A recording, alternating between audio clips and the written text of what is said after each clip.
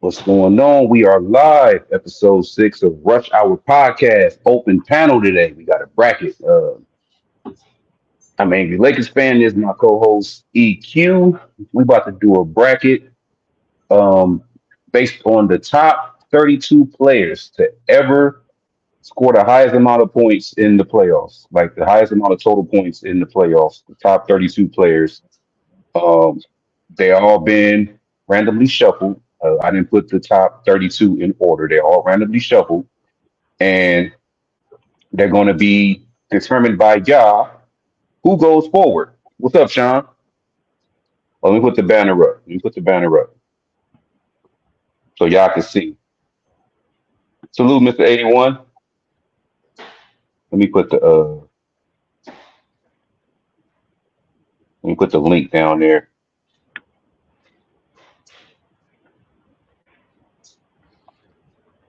I'm gonna say it like this, y'all. It's 4:03. You have until 4:20 to be up here Mm-hmm. to take part of the bracket. And once you're up here, you got to stay on. It's no being up here for 10 minutes and leaving.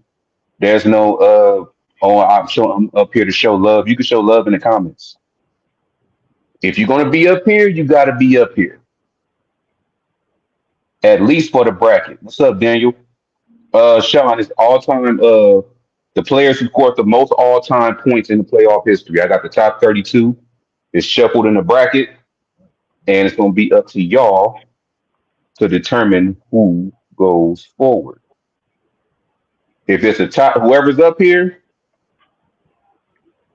like I said, got to stay up here. Got to stay up here at least to the end of the bracket. Mm-hmm. So we wait. We gonna be matter. That's a matter of fact. If you want to, while we waiting for this 15 minutes, EQ, we can get to some of your notes if you want. No, until after. Okay, we wait till after. So okay, I'm gonna do this then. I'm gonna get my thoughts on what's been going on in the finals and what's been going on with the Lakers. Period. Mm-hmm. As far as the finals, I think the series is all but over. I don't think. I mean, they do have Porzingis listed as questionable for Game Three, but I still think he's going to play. He's been like the main person that's been way too much for Dallas. It's been crazy for them. It's like it ain't no way to stop that dude. Basically, I think he's getting. I think he's getting his revenge back on his former team. What up, Michael? Mm-hmm. He said I had planned to hop on, but work has picked up. Hey man, if you can't get on the panel, you can always be in the comment section. You can always be in the comment section. We're gonna start the bracket at 4:20. We got 14 minutes. So anybody want to come on? You got 14 minutes. 14 minutes to click that link and hop on the panel. And once you're on, you have to stay on. Pause. Once you're on the panel, you got to stay on the panel. You can't leave. You can't say, "Oh, I got to do this. I got to do that." No, you got to stay on. We need full participation on this bracket. If nobody shows up, it's just gonna be Eric. It's just gonna be EQ. So we're gonna go from there. If y'all don't want to take part of this bracket, don't be mad at his picks. Don't be mad at his picks. I don't want to hear y'all down there. Oh, why he pick him? Why he pick him? You should have been up here. What's up, Brian Green? He said you're not gonna give the Mavs a shot being at home. I'm not, man. I'm not. I'm not. I don't think the Mavs can get any better than what they've been showing. Like, I really don't. I mean, they may get that little boost from the crowd, but I don't know, man. They'll probably I don't win. know. They'll probably win one. I think. I mean, Salute Julian Pratt. Um, yeah, man. If y'all wanna get on the panel, I'm about to drop the link again. I'm about to drop the link again. If y'all want y'all voices to be heard on this bracket, y'all need to be on this panel. Yeah, I can give y'all answers in the comments, but it ain't gonna mean too much if you're not up here. So, like I said, if you don't want to come up here on the panel, don't be mad at what Eric picked or what I picked or whatever the case. I don't want to see no arguing. So, right now we are live on Twitter, Facebook, and YouTube.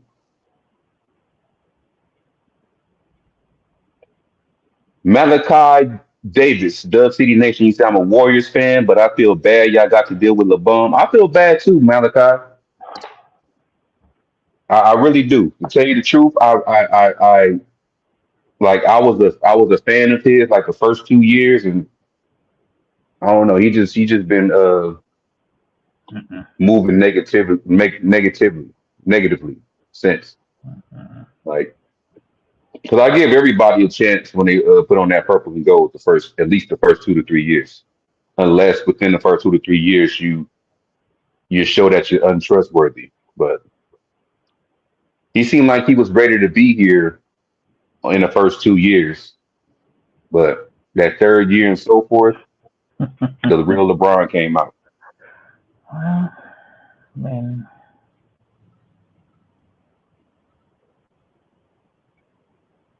Mr. 81, it's good. We welcome all fans, man. We welcome all fans. yep. This is a Laker channel, but we welcome all fans. Yeah. Mm-hmm, mm-hmm. And Malachi Davis, he's spitting facts. I mean, I, some of the stuff he's saying, I said myself. Sean said a hateful dose of reality. Mm-hmm. Salute, humble. Salute. Brian Green said we not getting a gang of lottery picks either, like in Kobe's last years. Now we traded them all away. No. We traded them all away. There's no future. That's one of the reasons why Lakers try so hard to get Dan Hurley is because he's good at he's good at helping young talent get better. He's good with working with the young talent. Yeah, but for the tax dollars you gotta pay just to do it, that's too Yeah. much. I mean, But if you want to be a part of the panel for the bracket, man, we got 10 more minutes. Otherwise, it's gonna be EQ giving his answers. Don't be shy. You got 10 minutes. 10 minutes to lock in your bracket spot. Or else it's gonna be EQ giving all his answers. Humble say he's setting up his computer. He gonna join. All right, man. Hopefully you can stay the whole time, man. Hopefully you can stay the whole time. Sean said, like KRS-One said, the bridge is over, especially for the Lakers. Yeah, man. Um, and I personally think, in my opinion, in my humble opinion, if well, LeBron, what happened? no, it's just really Mr. 81's comment. I Oh, mean, you could say the cheap all they want. It's just who wants to pay those tax dollars? That's the only question. I yeah. mean, Plus it's the like California the California tax is not for everyone. It's not. yeah. EQ showed me a graphic, and me being from California and still living in California, I know how high everything is. Yeah. Yeah. It is expensive to live out Cal- here, and California tax is not for everyone. It's not. I mean, I I don't think blame Lakers. Hurley. I don't blame Hurley. He wants to stay in Connecticut. I mean, there's a big tax difference. Yeah, I don't blame him for wanting to stay in Connecticut, but my whole problem with it is you should have just stayed in Connecticut and not even entertain the interview. Well, he did get the leverage that he wanted from Connecticut. I mean, Yeah,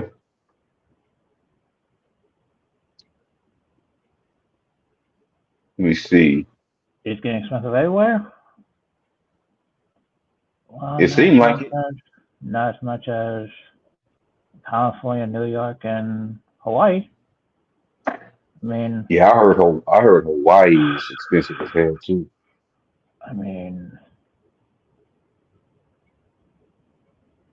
Like, I don't even want to be out there. I don't see why living in Hawaii is so expensive when you got to deal with gang activity and volcanoes.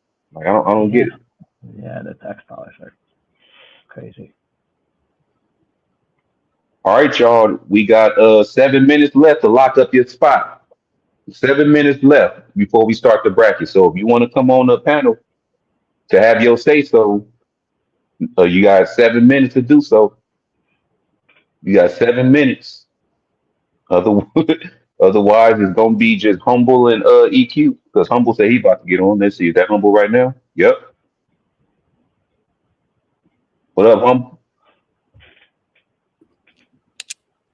Yo, salute, salute. What up? Salute, salute. Now, I told this in the backstage with EQ. Basically, this bracket entails all like the first 32 players in the all-time scoring playoff list on the all-time playoff scoring list. The top Mhm. 32 players. The of course, you know how things go, humble. You've been on brackets before. Mhm. Everything is shuffled up. The top 32 players in NBA history on an all-time playoff scoring list. Y'all got to pick whatever the matchup is. Y'all going to be picking who's going to beat that person one on one. All right. So let's just say I say now these two players are not on here, but let's just say I say John Stockton versus Steve Nash. Let's just Mhm. say if that was a matchup on this bracket, y'all would pick who would beat each other one on one. That's an interesting matchup. If it was a real, if it was on a bracket, Yeah, that was on the bracket. I didn't want to give no names away, so yeah, yeah. I mean, if that was, I would say like Steve Nash, just because I know I can get some scoring production from him. Not only just, I mean, Stockton was he can score too, but Nash was pretty swifty, man. My only concern is defense for both ends. He said, "I believe it." The Lakers. Yep, I agree with that one. There's no disagreeing on that one. I agree too. I think you know you unload him, no Diddy, contracts. You I know, mean, $51.5 million. I mean, right? You can go in and get like, and that's the thing. Like I know there's some like fans, and I ain't gonna say any names, but there's some Laker fans. I don't know if they real Laker fans. They sit here and they be like, "Well, what was we was out when LeBron before he came here?" I'm hmm like, "Bro, the Lakers can always figure out to win." And get another star in the near future. I mean, we could be bad, for another 2-3 years. I mean, you got to think about it. Not a lot of teams gonna win a championship. Like, not every team wants to win a championship. They got to build on for the future. I right, mean, the Lakers has always been. I mean, look at the '90s, for example. The Lakers was they weren't really doing much in the '90s, but almost at the tail end of the '90s, they ended up getting Shaq, drafted um, Kobe, and got Phil Jackson in '99. Like, at least they had core pieces. Not like yeah, they had everybody was core lose pieces. every year. Yeah, I think the only all way the right, y'all. Lakers. hmm All right, let's get it. My bad. I ain't mean to cut y'all off. I'm giving everybody a warning. We got 4 minutes left before we start the bracket. If you want to sit on this bracket and let your voice be heard, you got 4 minutes before we start. Like I said, if y'all don't want to get on this bracket, I don't want to hear y'all down there arguing, saying, "Oh, why Humble pick him?" or "Why EQ pick him?" Hey, you had your chance to get up here. Give me some water real quick. I'll be right back before we We start. got 4 minutes before we start this bracket. 4 minutes. Humble said he'll be back. Okay, who's coming? I seen somebody coming up. I guess they changed their mind. Brian Green said those aren't Laker fans with the before LeBron narrative. Laker fans were happy with the losses because it protected our picks. I mean, I knew, even though I wasn't happy with it, I mean, I knew in Kobe's last years with the Lakers that we was going into a whole nother direction. I mean, I wasn't even expecting to win anything because I knew, what's up, DJ? You have to But I take know a risk. DJ can't get on the panel because he about to go to work, or he probably already at work. Because you have to pick a direction and go with it. Yeah. And they went with it. Well, everybody knows me. I'm a Lakers fan. I'm all about the organization before anything. That's a fact. So People got to remember, like, man, we done been through this before, man. Like, it was post Kobe eras and stuff like that. Like, Well, before and he was on the team. Before he was even on the team, like Yep. the Lakers been bad. They've had bad years, man. We can't be good every year. No. So it is what it hmm is, man. Like this LeBron Laker era, like it was cool, but Look at Boston. They were bad a few years. I mean, if it weren't for those guys, they wouldn't have Brown and Tatum right now. I mean, right. They got Jaylen Brown in 2016, yeah. Jason Tatum in 2017. Yeah. I'm gonna see if I. He said I'm gonna drop a poll. Pause. I'm gonna see if I could. It's crazy. I did one before. I just don't know how I did it. They give me a snap too, angry man. Got these Lays, get your smile on. These Lays chips, man. Yeah, I got 1 minute to hit that link if you want to get on this panel. Well, yeah, I got 1 minute. We about to start. 1 minute. Hold on, let me see. Because I personally, because I want to get the comments involved just in case there's a tiebreaker. If there's a tiebreaker, I want to be able to put a poll up. Because like I said, I did it before. I just don't know how the fuck I did it. Wow, how to put a poll up on the community post? Nah, on the in the chat. Oh yeah, you got you got your phone on your computer or something like that? I'm on my phone. Like, 'cause I did it before. I just don't know I think how. you got to go through the StreamYard. Then you got to click like post a comment. It's some I forgot to do it like how you do like on your phone, but I be doing it like on my computer though. He said I like to next, so hey, those guys are completely different. All right, y'all. We about to start this bracket. We about to start it. Bang, bang, bang. Shit like that. Hope y'all ready. I hope y'all ready. All right, y'all. Y'all ready? EQ, humble. Let's get it. If there's a tie between EQ and humble, like if one person pick one or the other, I'm gonna let the chat be the tiebreaker. So y'all pay attention. All right, humble and EQ.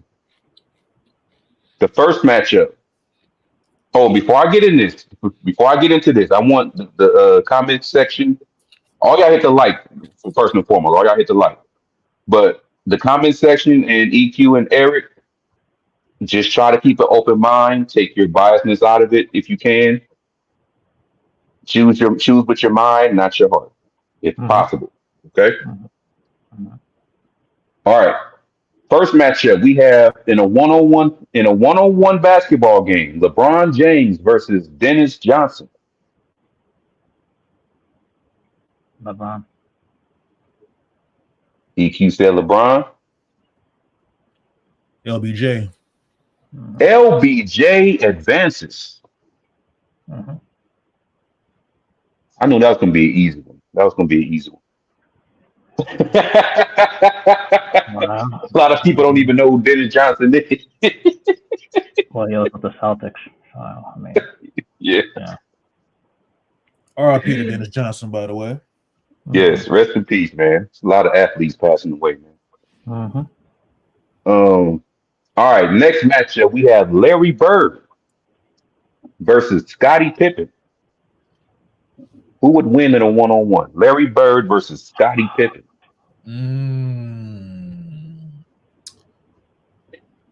All right, going forward, I'm gonna just say this. Going forward, just assume everybody on this list is in their prime. Okay? Yeah, Larry Bird. Everybody on this list is in their prime. Larry Bird versus Scottie Pippen. Who will win? Larry Bird. I'm gonna go 86 Larry Bird. Larry Bird wins. Buck Boston. I seen somebody say that the other day. I think it was I seen it on DJ's channel. Shout out to Lakers and Five. Malachi said Larry Bird not even close. Mm-hmm. I wouldn't go that far. Even though Larry Bird was good, Pippen had some defense. He could lock you up. Mm-hmm. But yeah, man, they always say, man, great offense always beat great defense. Mm-hmm. All right. All right, let's get to the next one. We have, I'm sure y'all probably hate both of these guys. Paul Pierce versus Kawhi Leonard. Who will win in a one-on-one?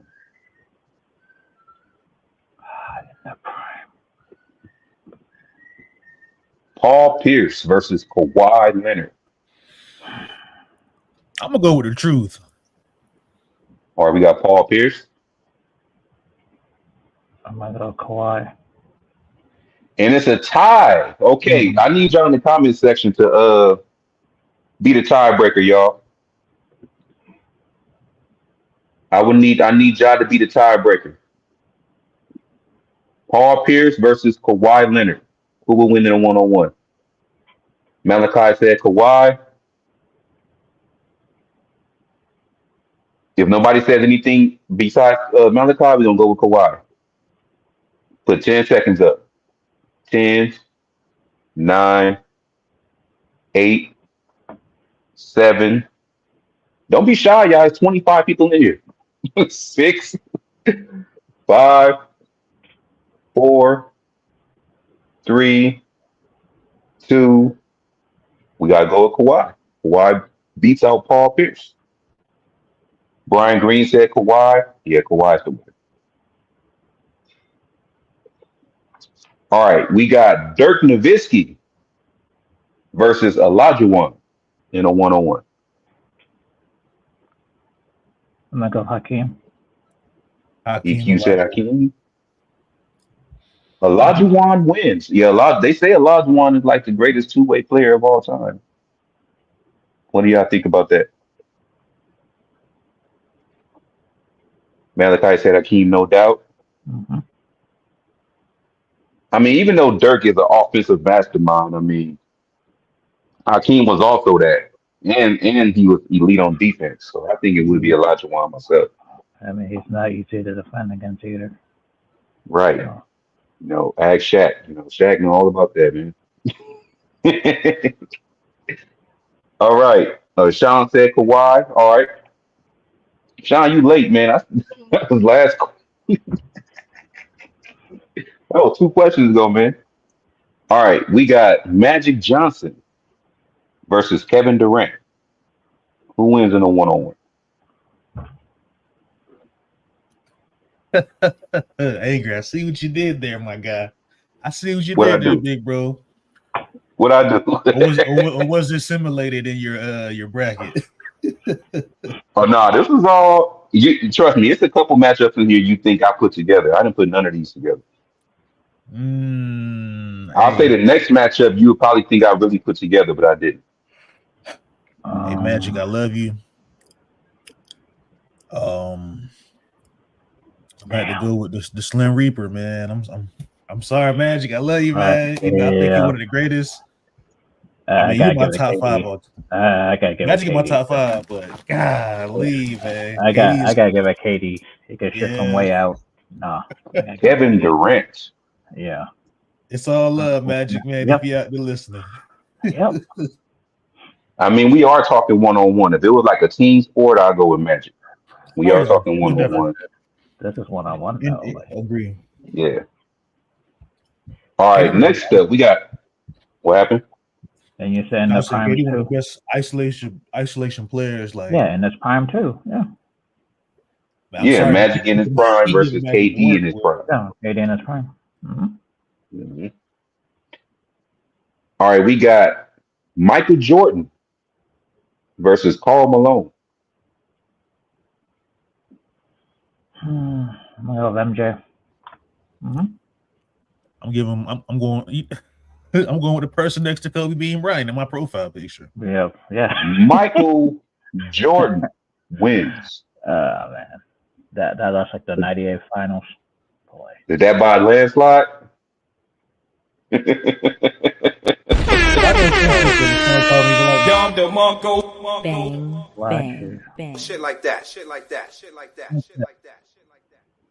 MJ hit the game winner, so I mean, Hmm. Yeah, that was a coincidence right there. Like when I was watching, when I seen that matched up, I was like, Jordan versus Karl Malone. They gonna think I put that together. All right, y'all. We got the captain, Kareem Abdul-Jabbar versus Jerry West. I'm gonna go Kareem. Kareem What you got, Abdul. Humble? Go with the Kareem cat. wins. Mm-hmm. Well, obviously there's a height difference. Kareem gonna get all his points in the paint. He ain't gonna be able to block that sky hook whatsoever. Yeah. But Jerry West will be shooting them outside shots too. Mhm. Speaking of outside shots, we have Klay Thompson versus James Worthy. Mm. Sean said Jerry West 1-on-1. Probably for the same reason I said with the outside shooting.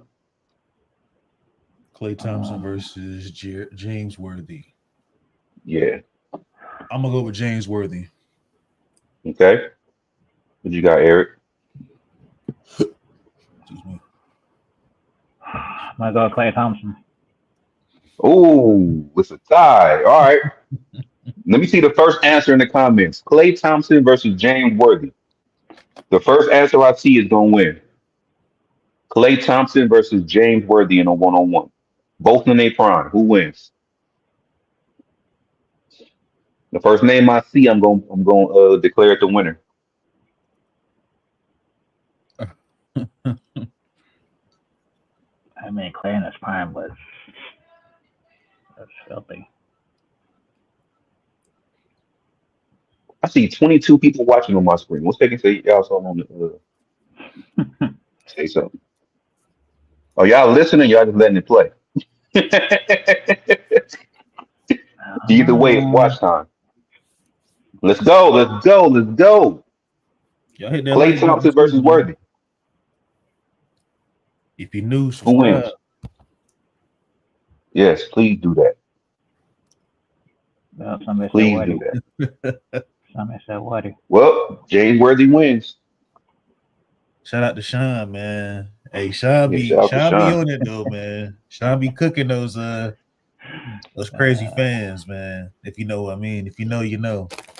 Yeah, shout out to him. He ain't afraid to say what's on his mind at all. All right, we have John Havlicek versus Kobe Bryant. I'm going with the man next to Michael Jordan in my profile picture.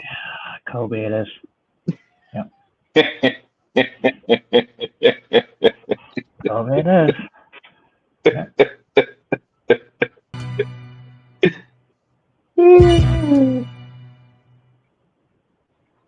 Kobe Bryant. Okay, we got Shaq versus Clyde Drexler. Mm. I'm taking Shaq, man. That's crazy in his prime. I'll take the Diesel. Shaq in his prime. But it's Kalade. He'll Clyde give was Shaq good in some his prime problems, too. Yep. but I think, man, Shaq. Oh, come on, man. Like Shaq in his prime. Shoot. And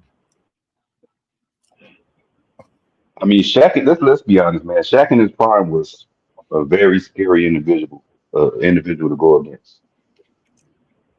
Like that dude. I mean, if you look at him in Orlando, his last years of Orlando and his earlier years in LA, like nobody wants to see that Shaq. yeah, his last in Orlando was like Sean said Clyde Drexler. I mean, I'm not mad at him for saying that. Because Clyde Drexler was a decent. Yeah, he wasn't no scrub. No. I said that's Yeah, why I said Clyde Drexler. he'll give Shaq a little bit of problems, but Clay was man, good in Shaq. Portland. Clay was good in Portland. All right, next matchup. This one in my mind is kind of lopsided, but y'all may think differently. We have Wilt Chamberlain versus Manu Ginobili.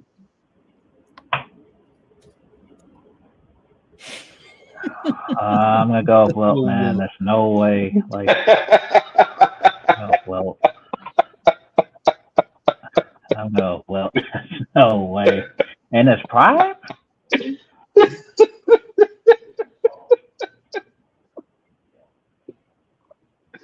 Wilt in his prime might beat everybody on this list. So I ain't gonna lie. Who you got? Humble. Was that a laugh to I said let me Wilt. know that it's lopsided? Pause. No Diddy. Yep. I'm going Wilt, man. Mr. Chamberlain. Remember that Gucci Mane song? Wilt Chamberlain.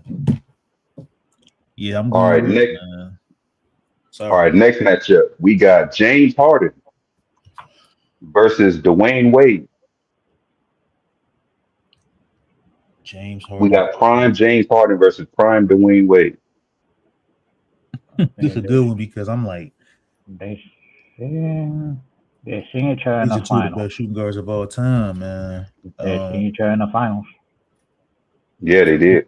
I'm gonna go with the Flash, man. D Wade. Yeah, I'm going with D Wade. Yep.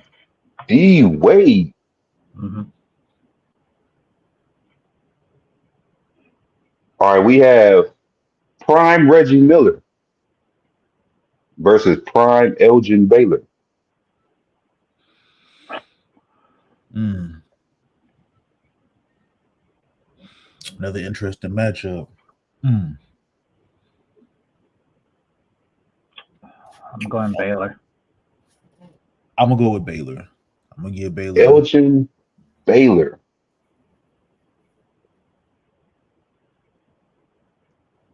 Yeah, prime Reggie wasn't no joke either. I ain't gonna lie.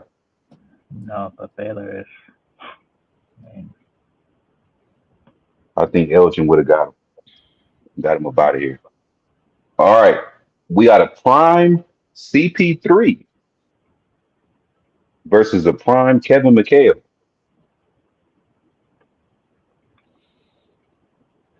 Kevin McHale. yeah, Kevin McHale. Kevin McHale wins. Mm-hmm. He's just gonna play. He's just gonna play in the post all day. Mm-hmm. we got we got two more matchups in the first round. Okay. Um, this one is crazy. This is a crazy matchup. We got a prime Stephen Curry versus the prime Tony Parker.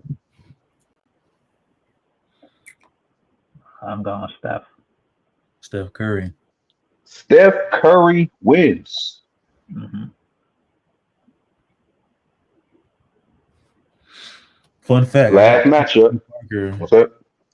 I said, fun fact. I got to see Tony Parker like his last year in the NBA when he was on the Charlotte Hornets, man, in 2018 when they played the Lakers, man, on LeBron's first year in LA. Yeah, I was like, dang, I've always see the Spurs team, like Tim Duncan and them. So it was like it was a honor to see Tony Parker, even though he was out of his prime or whatnot. But shout out to Tony Parker, man, the Frenchman.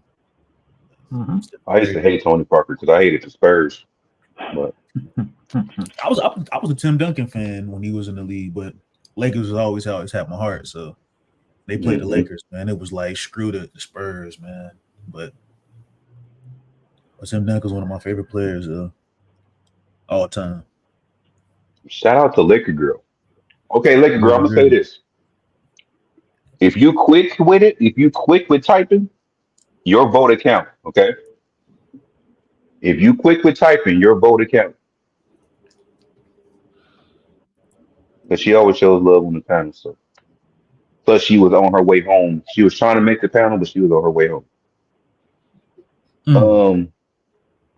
Last matchup of the first round, we have a prime Tim Duncan versus a prime Dr. J.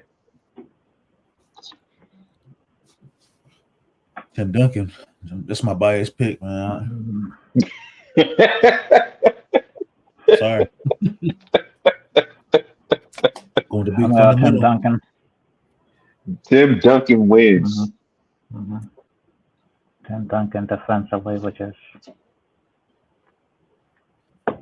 Yeah, Tim Duncan defense is very underrated, man. yeah. I take Duncan on defense. I won't with him. Yeah, nobody really brings it up. They always, talk about his fundamentals, his offensive fundamentals and stuff like that. I mean, this dude went up against like Shaquille O'Neal's of the league, man. Ben Wallace is Yao Ming and Dirk. Yeah. I know these guys are like, what's his name? I forgot his name. But Tim Duncan went up against a lot of great bigs, man. Well, even guys with floor spacers like Melo. When he was in Denver, those days. I mean,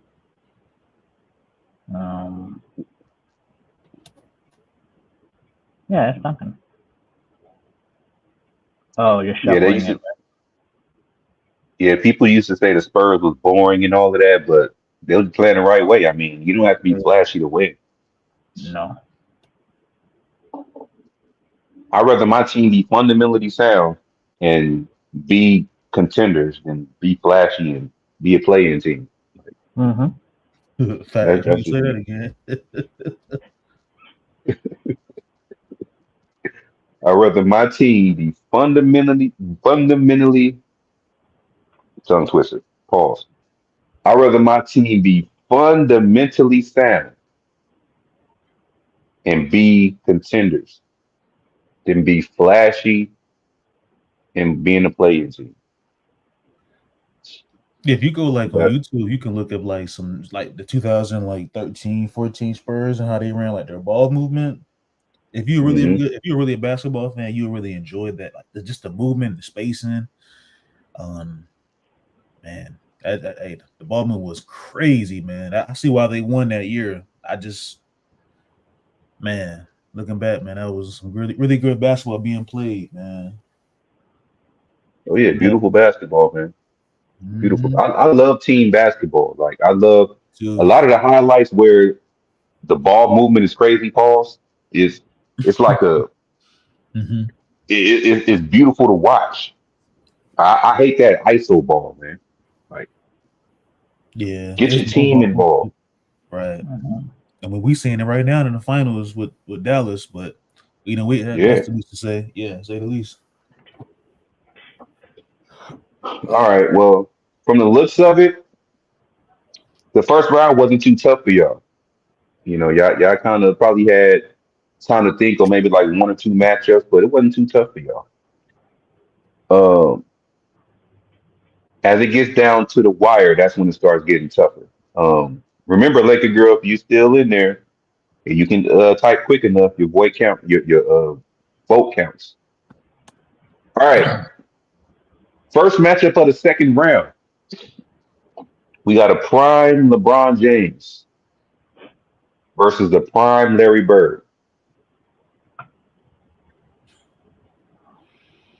Prime LeBron James versus the prime Larry Bird. I'm gonna go with LeBron James. Humble says LeBron James.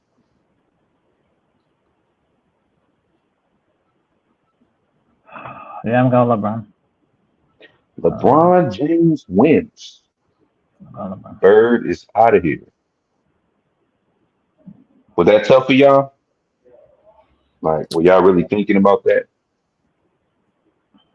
Yeah, somewhat. Yeah. Or y'all didn't want to pick a Celtic? Which one was it?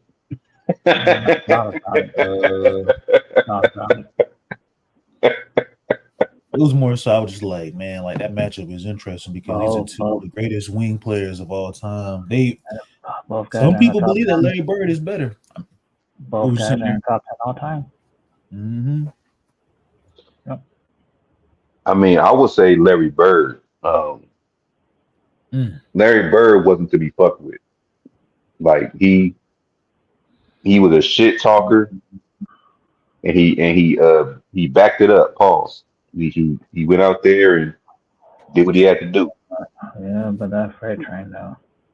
I mean, Yeah, LeBron. Like, if I had to pick a year of LeBron James, I'm probably saying like say either 2013 or 2018 Brown. Like his Okay. last year in Cleveland, the second, you know, stint with the Cleveland Cavaliers, LeBron James, with no Kyrie on the team.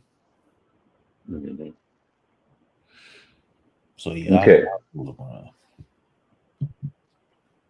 Next matchup, we have Prime Kawhi Leonard versus Prime Hakeem Olajuwon.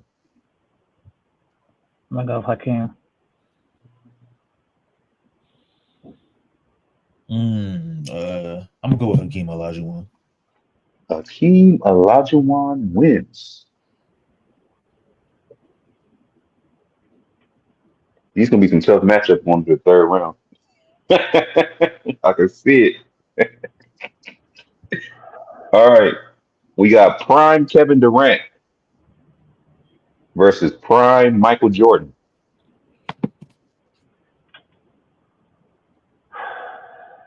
I'm gonna go Mm, with MJ. No, MJ. I'm gonna stick with MJ. Michael Jordan wins. It's just MJ's defense. I mean, Yeah, I was fixing to say he plays both sides of the ball. I think he makes it kind of difficult for KD somewhat. mm-hmm. I think it's going to be a tough matchup on both ends, but I'm giving MJ the slight edge. I think MJ can just psychologically get in KD's head. It's like a mental Mm-hmm. thing, KD. Mm-hmm. So MJ, I got MJ. Mm-hmm. Laker girl also said MJ. She knows her Spectacular play basketball. by Michael Jordan. Let me stop. But Michael Jordan is gonna have to guard them 30-foot jumpers that KD be doing too. Right. But I don't think Kevin Durant would be able to stop Jordan in the post Or the mid or range. from going past him because Or the range. And, Jordan's gonna get to the brim or the footwork on the mid range. or the mid range. Yep. Uh-huh. All right, we got former teammates. We have the captain Kareem Abdul-Jabbar versus James Worthy. I'm going with the cat. Yeah, Kareem. Put him in the post, man. Kareem. Sorry, James Worthy. Yep. The sky hook. The sky hook. Yeah. You know, it's crazy. A lot of people on this list were elite in the post. Mm-hmm. Mm-hmm. So this gonna be a one-on-one for real. It's not just chucking up threes or Mm-hmm. being the only person that was really catch and shoot on this list was Klay Thompson And Steph. and Steph. Well, Steph he can create his own shot. Yeah. Yeah, he can. Yeah, he can. All right, we got two more former teammates. We got Kobe Bryant versus Shaq. Oh, come on, man. This is I'm gonna let the chat say something. I don't. Hey, we got prime Kobe Bryant versus prime Shaq. that is a diabolical matchup. Oh man. I wonder what this practice was like, man. With if they play 1-on-1 together. Man, that is crazy. I'm sure they did in practice. I'm sure they did. Or he had to pick, or he gets to pick his team, and Shaq pick his team, and they go out and practice. Go ahead and practice. I'm gonna I let you know guys. it's I know it's tough. I know it's tough. It's just such like a diabolical matchup, bro. Like it just. Yeah, it's And about we who can talking talk more about trash. Who can talk more trash? the Diesel Sean said, versus. "What are the current results?" Right now, we on prime Kobe versus prime Shaq. Who winning 1-on-1? We in the second round. Uh,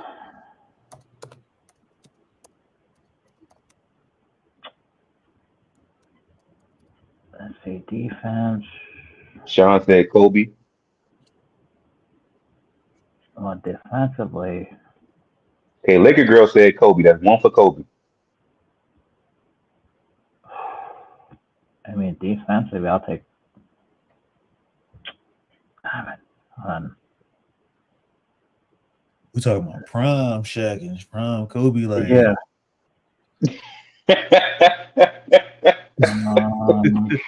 Did they both go in the post? Yeah, they both elite in the post. Like both of That's I think crazy. I'm gonna say this though. I think Kobe has to shoot outside. Yeah. It's either you're getting For, dunked on, for, yeah, it's either you're getting dunked on, I'm going to get the mid range over you.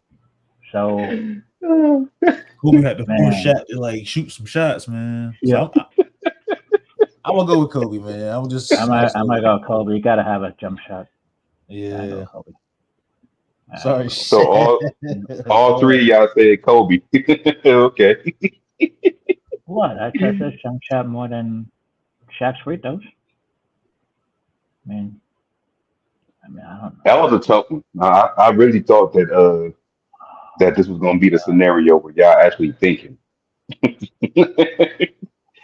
you really got to think about a prime Kobe versus a prime Shaq. Like people really don't know how dominant Shaq was if they didn't see him back then. All right. Speaking of dominance, prime Wilt Chamberlain versus prime Dwayne Wade.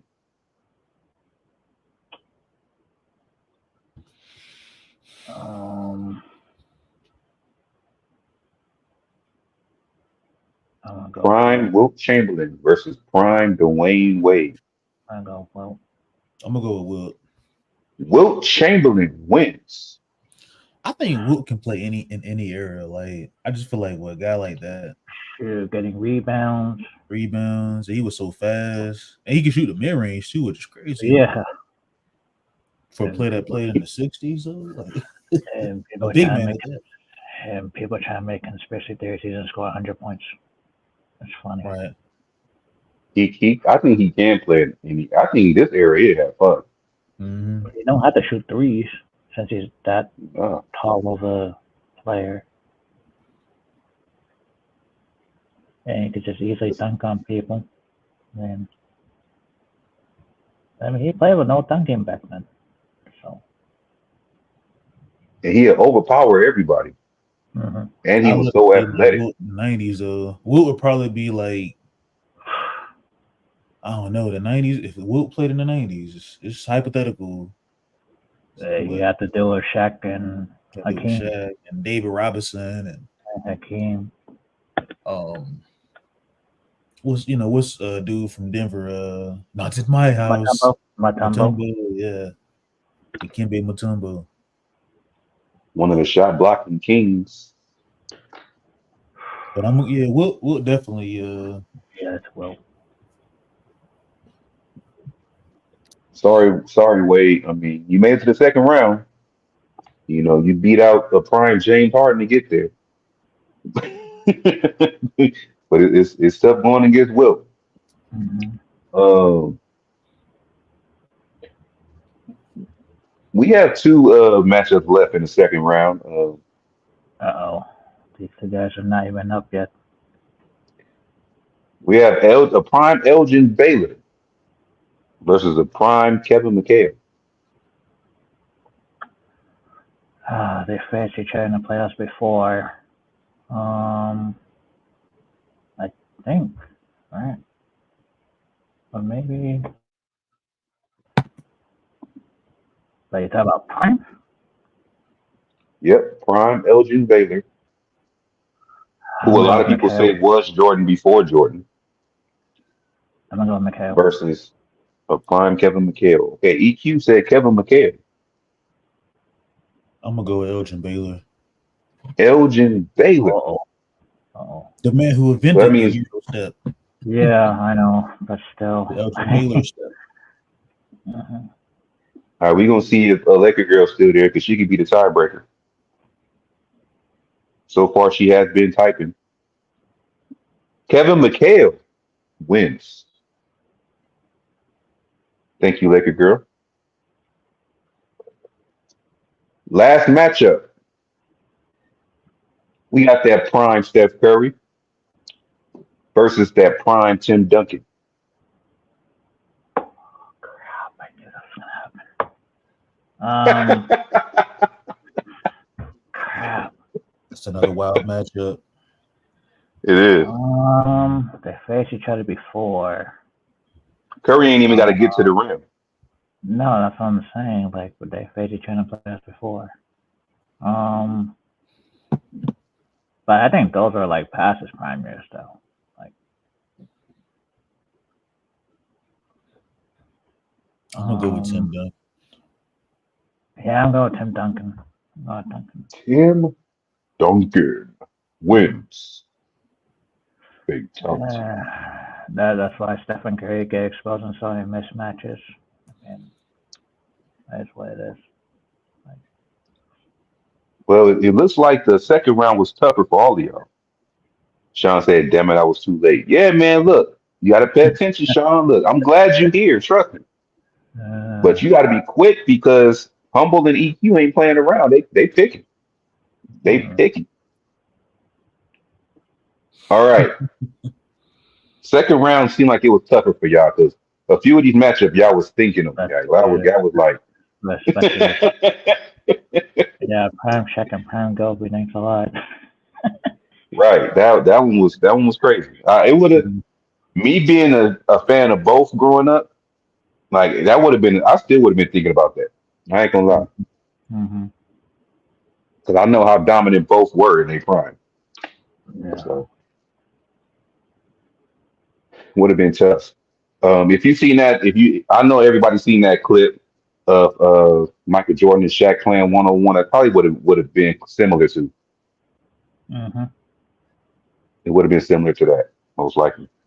Yeah, he was in Orlando. He was in Chicago. I mean, yeah. Yeah. Third round where it gets super tough. We got a prime LeBron James versus a prime Akeem Olajuwon.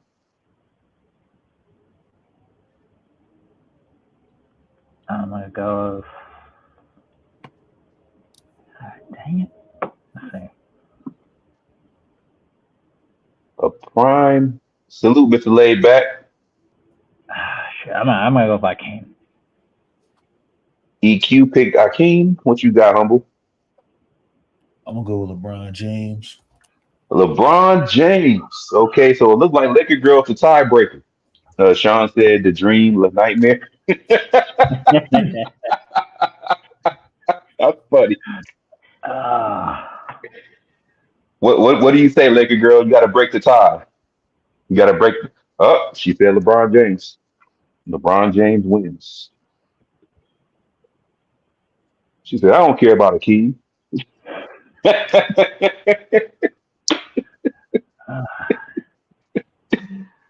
Speaking of dominance, I think this whole final list is dominance. We got a prime Michael Jordan versus a prime Kareem.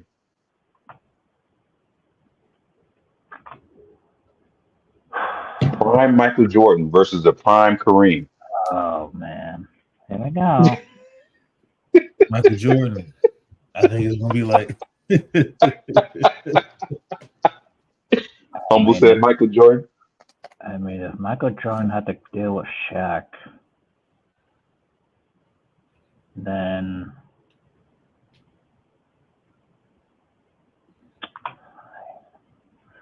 I'm gonna go with Mike. Go with Mike by a little bit.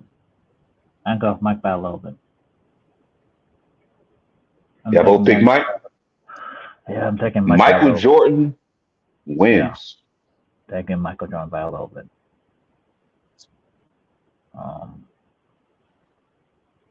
Yeah. We got prime Kobe versus prime Wilt Chamberlain.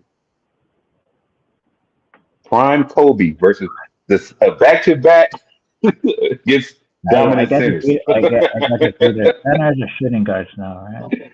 I mean, For the most part. Prime Kobe versus Prime Wilt. Who y'all got in a one-on-one? I might go Kobe. Mr. Laidback said Wilt Chamberlain. All right, EQ pick Kobe. I'm gonna say Wilt. All right. Laker girl, you the tiebreaker. Kobe or Wilt? Oh, she said Kobe. Okay. Kobe wins. Huh? Sean said stay face activity. All right. We got Kevin McHale, a prime Kevin McHale versus the prime Tim Duncan. Tim Duncan. Yeah, I'm going with Duncan. Tim Duncan wins. Is it 4 yet? No. Yeah, Lakers can fight either a one-on-one playing against each other in their prime. Yeah. I know where we at, right? We in that final four. Bang, bang, bang. Shit like that. Shit like that. Shit like that. Shit like that. We in that final four, y'all. It's 1-on-1. It's one-on-one, DJ. Mm-hmm. It's one-on-one. Mm-hmm. Like, let's just say the last matchup was McHale and Duncan. We're just hypothetically saying that everybody's in their prime. Mm-hmm. So who will win in a one-on-one in their prime? So we in the final four, y'all. This is gonna get tough. Oh, I think I know what the bracket is. We got a prime LeBron James versus a prime Michael Jordan. I knew it. I freaking knew it. Got prime LeBron James versus prime Michael Jordan. This is gonna be so much hate. Oh man.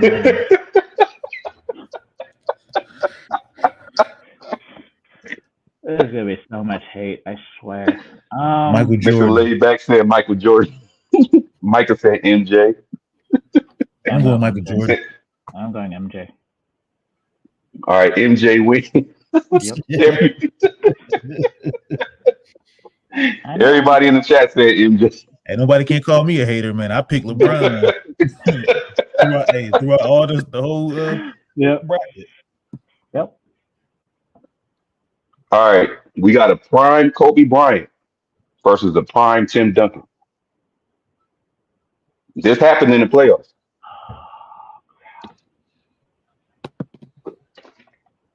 We got prime Kobe Bryant versus prime Tim Duncan. I'm gonna go with Kobe. Who will win in a one-on-one? Yeah, I'm going with Kobe. I'm gonna go with Kobe Bryant. Yeah, I'm going with Kobe. Kobe Bryant. Yeah, I think he beat him more times in the playoffs, I believe. Or is it even? I just think Kobe just a smart player, man. Like he just makes it difficult for bigs that to come out, like stretch the floor, man. Like that's not an easy answer, but I'll no, take it's Kobe. not. But I take Kobe. Yeah. Oh, we know what the final two is. Oh man. Oh man. Don't hit that like that, man. We are here. We are here, y'all. Finals. Picked by y'all and EQ and Humble. One-on-one. We got prime Michael Jordan versus prime Kobe Bryant. Who's winning? One-on-one. Prime Michael Jordan. This is. I can see the look on Humble face right now. Yeah, his profile pic. Yeah, his profile pic. Uh-oh. I had to take a second. Water, man. We got Mr. Laidback said Kobe. We got a prime MJ versus a prime Kobe. So I'm gonna let y'all think about this. I'm thinking about this, right? So my favorite Jordan, year, I would say the 93 Jordan or 96 Jordan. Mm-hmm. Mm-hmm. And my favorite Kobe years was probably 08 Kobe and 08, 09 Kobe. Those back-to-back years where even though the MVP season and the year after where he won the championship, he got his fourth ring because he was on a mission. Mm-hmm. Mm-hmm. Bean, I love you, man.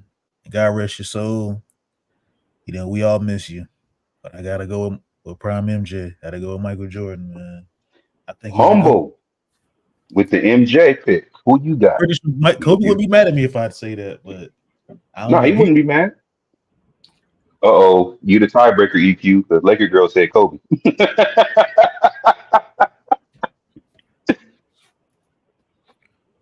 Prime MJ. Well, for your pick is going to determine the greatest of all time.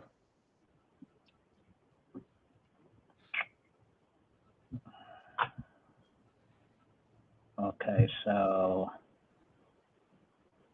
does sneakers count in this conversation? No. 'Cause Kobe was my pure, man. pure basketball skill. Each man in their prime. Kobe Bryant versus Michael Jordan. They both made all defensive teams. They both are scoring phenomenons. They both elite on both sides of the ball. So They both got that mentality to just want to win championships every year. Sean said, "I ain't mad either way." hmm,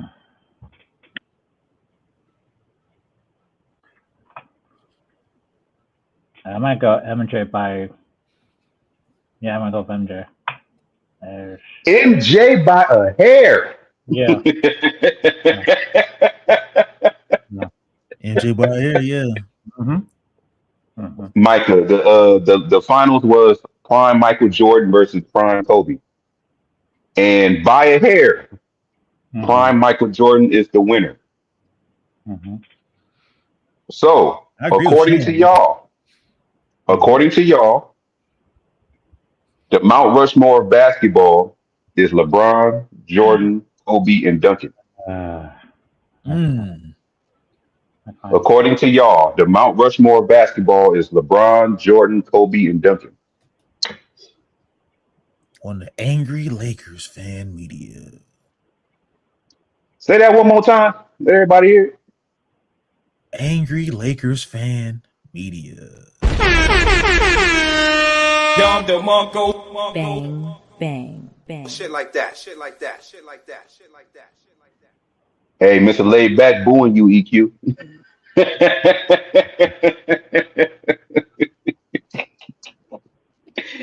Hey, y'all know what's crazy?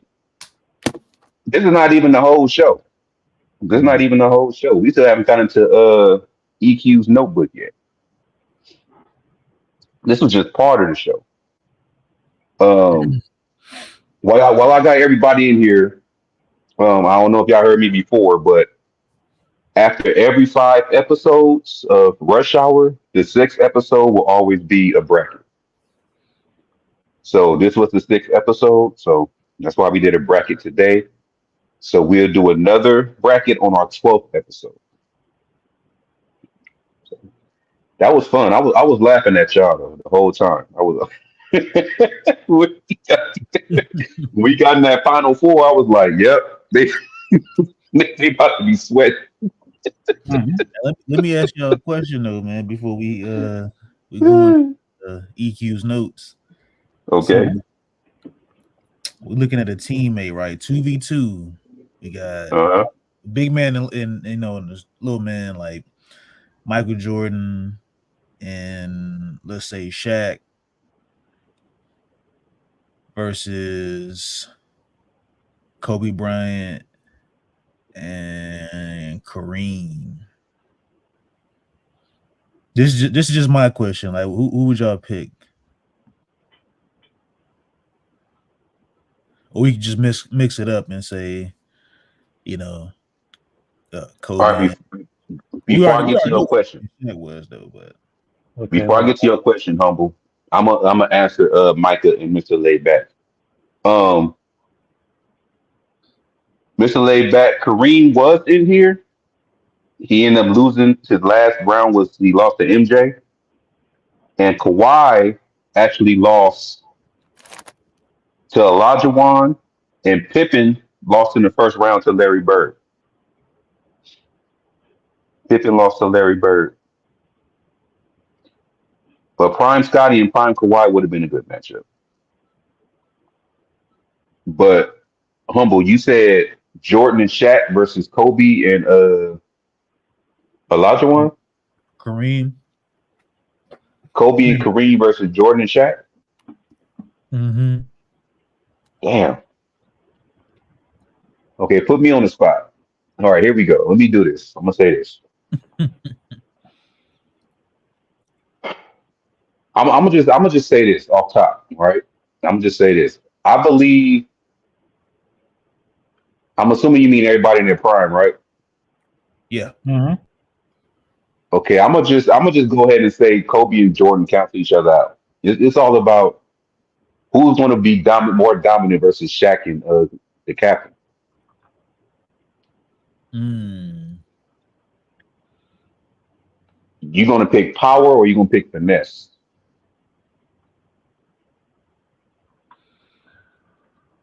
Um, We had to do like And a Kareem was great at defense too. I think Andrew, you should do like a simulation on 2K, like the black top or something like that, and like all time great players versus each other. Like that's if you want to. Like, um, I believe I did it before on my channel where I had like the '01 Lakers versus the 2017 Warriors, but I never did like individual like players though. Like Hmm. that'd be something interesting though to do like on like 2K or something. Even though 2K is different from real life basketball, but it'd be something fun. It's the summertime, but that's up to you, bro. Like, Nah, it's going trust me, it's gonna be some a whole lot of ideas coming with these brackets going forward. And dynamic duels, mhm. yeah, dynamic duels. It can be dynamic it duels in might their be prime. it might be moments, it might be anything. But it's all gonna be basketball related. We Basketball can dive into other sports if y'all want, but for the most part, all these brackets gonna be basketball related. for sure, for sure. He said prime Scottie Pippen versus prime Kawhi Leonard. I feel like I had this conversation like some years back. I don't know if it was on another channel, but it was I don't know, man. I think to answer Mr. Layback question, I'm gonna go Scotty, man. Yep, Scotty. Scotty. Yep. Me personally, I would have to probably go with Scotty on that one. Mm-hmm. Yeah, like I know Kawhi, like he got the defense like Scotty somewhat, but he kind of got like MJ moves in the sense, like offensively. But I think Scotty, man, he's seen stuff that Kawhi does that MJ does like in practice. So man, I know it's like hypotheticals, but man, I think Scotty wins by like a landslide, just on that one-on-one matchup. Kawhi. Even though there are two players, I feel like that had to be developed. Like Mr. Kawhi, Laidback said Scotty. Shot said Kawhi. Sean, so I'm going with Kawhi. The Claw, the Terminator, the Cyborg. I gotta go with Scotty, man. I just think Scotty, man. He just the better player, man, in my opinion. But y'all make sure to hit that like button, man. Hit the subscribe button if you're new, man. For Angry Lakers Fan Media, we about to dive into another. Well, I ain't even a host. I was just helping out Angry, but y'all know what to do, man. I ain't even gotta say much. Now we good. We about to move into EQ segment that I personally named EQ's notebook. I don't know if what he want to call it. Oh yeah, by the way, y'all. By the way, y'all go check out Angry's reaction video, man, on where he invades the Kareem report. I thought it was a good reaction, man. I agree with Oh man, everything the OGs were saying, man. Kareem and Angry, like yeah, I appreciate it, man. It's gonna be more of those, man. It's gonna be a lot of those type of videos. I love doing reaction videos. mhm. In the big major, the Angry Zone, man. Shout out! Hey, I ain't know Major was a Pisces, man. Shout out to Major, man, fellow Pisces here, and appreciate you for bringing Major on the show. He good brother, man. Good brother. Yeah, Micah, I missed that.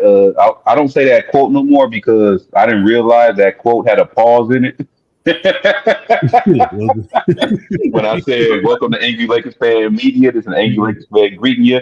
If you hype for the ride, it's a pause right there. That's a pause. If you hype for the ride, like and subscribe. If you hating the content, just hate in the comments. Sean said availability, Scotty.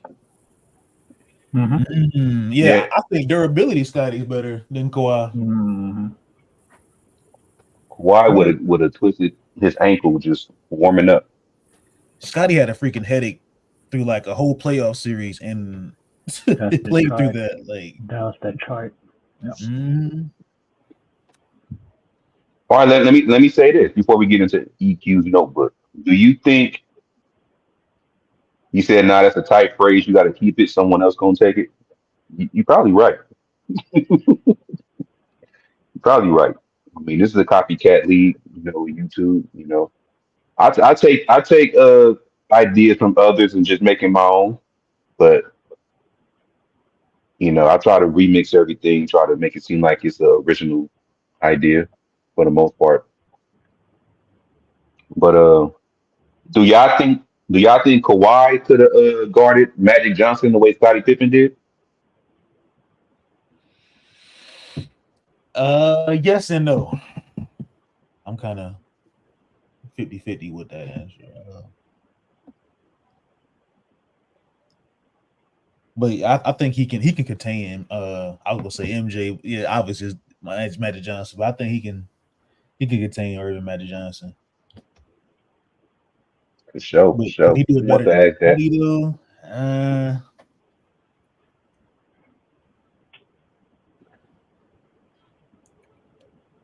I'll let y'all be the judge on that. But Yeah, just wanted to ask that because everybody, wanted the matchup between Kawhi and Scotty, so I was just asking that. mhm. Um, on the flip side, I don't think Scotty would have led Toronto to a championship, but I think only Kawhi would have did that. See, I wasn't thinking that like could Scotty lead Toronto to an NBA championship with take him off and put Scotty on that roster. That's interesting though. Yeah, I don't think me personally, I don't think he would have led that team to a championship. Do they beat those 2019 Bucks? Do they beat those 76ers like in that year? Like, oh, that's man, that's pretty I interesting if you don't. think about it. I don't think they do. Even though Scotty did lead the Bulls to the second round of the playoffs when Jordan was out. In 90, no, Now I think 90, about it, I don't think he can lead them. Yeah, in 94. 94. Mhm. if all Kawhi had 95. to do was guard him, yeah. 95, MJ came back late. Yeah. Yeah, and that's when they lost to Orlando. Orlando. Yeah.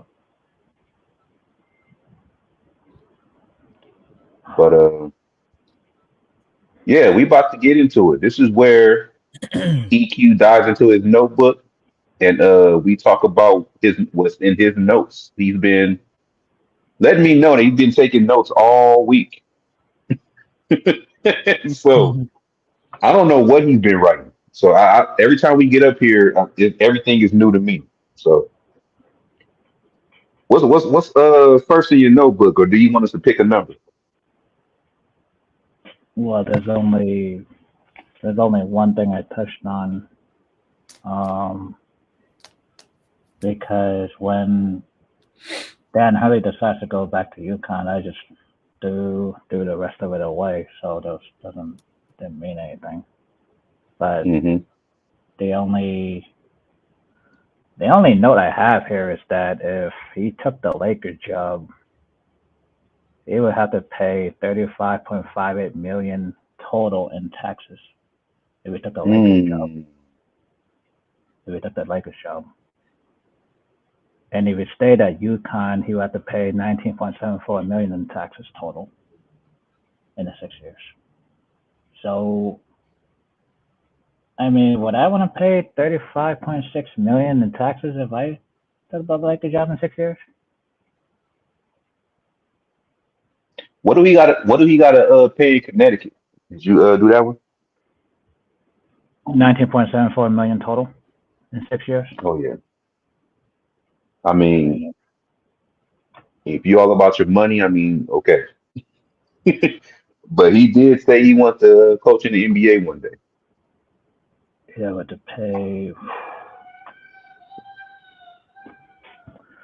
pay 55% more of taxes than staying at UConn. So what you're saying is not Kobe, not Kobe, not LeBron James being on the Lakers, but California scared him away. Is that I what EQ mean, said? That the high prices of California said made him say nope. I mean, for a coach, right? I mean, and to top it all off, pause. I mean, I wouldn't want to go over there anyway because it's like not only are you dealing with taxes, you're gonna be dealing with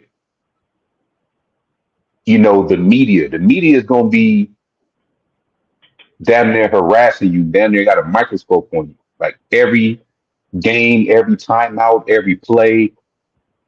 It would and shout out to Kareem. He brought something that I didn't know about Dan Hurley.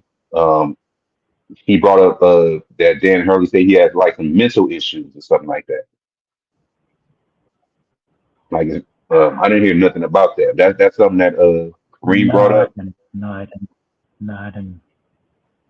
I think he was. Yeah, and if you got mental issues, now mental health is I important. I mean, deal with anxiety. I know I how that goes. mean, I thought it was just being animated. That's all. And like, Yeah, I think he has like anxiety or something like that. Like he deals with that like here and there. Like it's been like a struggle with him since he was I like young. Like, mean, the bright lights are too bright for him. Is that what you're trying to? Yeah, I I say if you mean, dealing with anxiety, stay away from the Lakers if you want to coach. you mean the You bright don't lights? you gonna have panic I attacks mean, every yeah, time out. he did use the Lakers as leverage so that UConn would give him a pay raise. That part is true. I mean, instead of Mike said, Mike said we don't get whack coaches. I ain't gonna well, lie, man. Since Phil Jackson, we our coaching staff I been trash. mean, California tax is not cheap either. I mean, any way you look at it. I look at Dirk Haley's situation. I'm like, well, he's from New Jersey, right? So UConn is kind of like basically home to him. Mm-hmm. Yeah, he's I from the think it East was Coast. more. Yeah, I think he just like an East Coaster. Like he wants to be. He's kind of one of the type of people where he just likes to be at like comfort. Like comfort has to be with him, like within him. And you transitioning from the East Coast to the West Coast, and you going to California, Los Angeles in particular.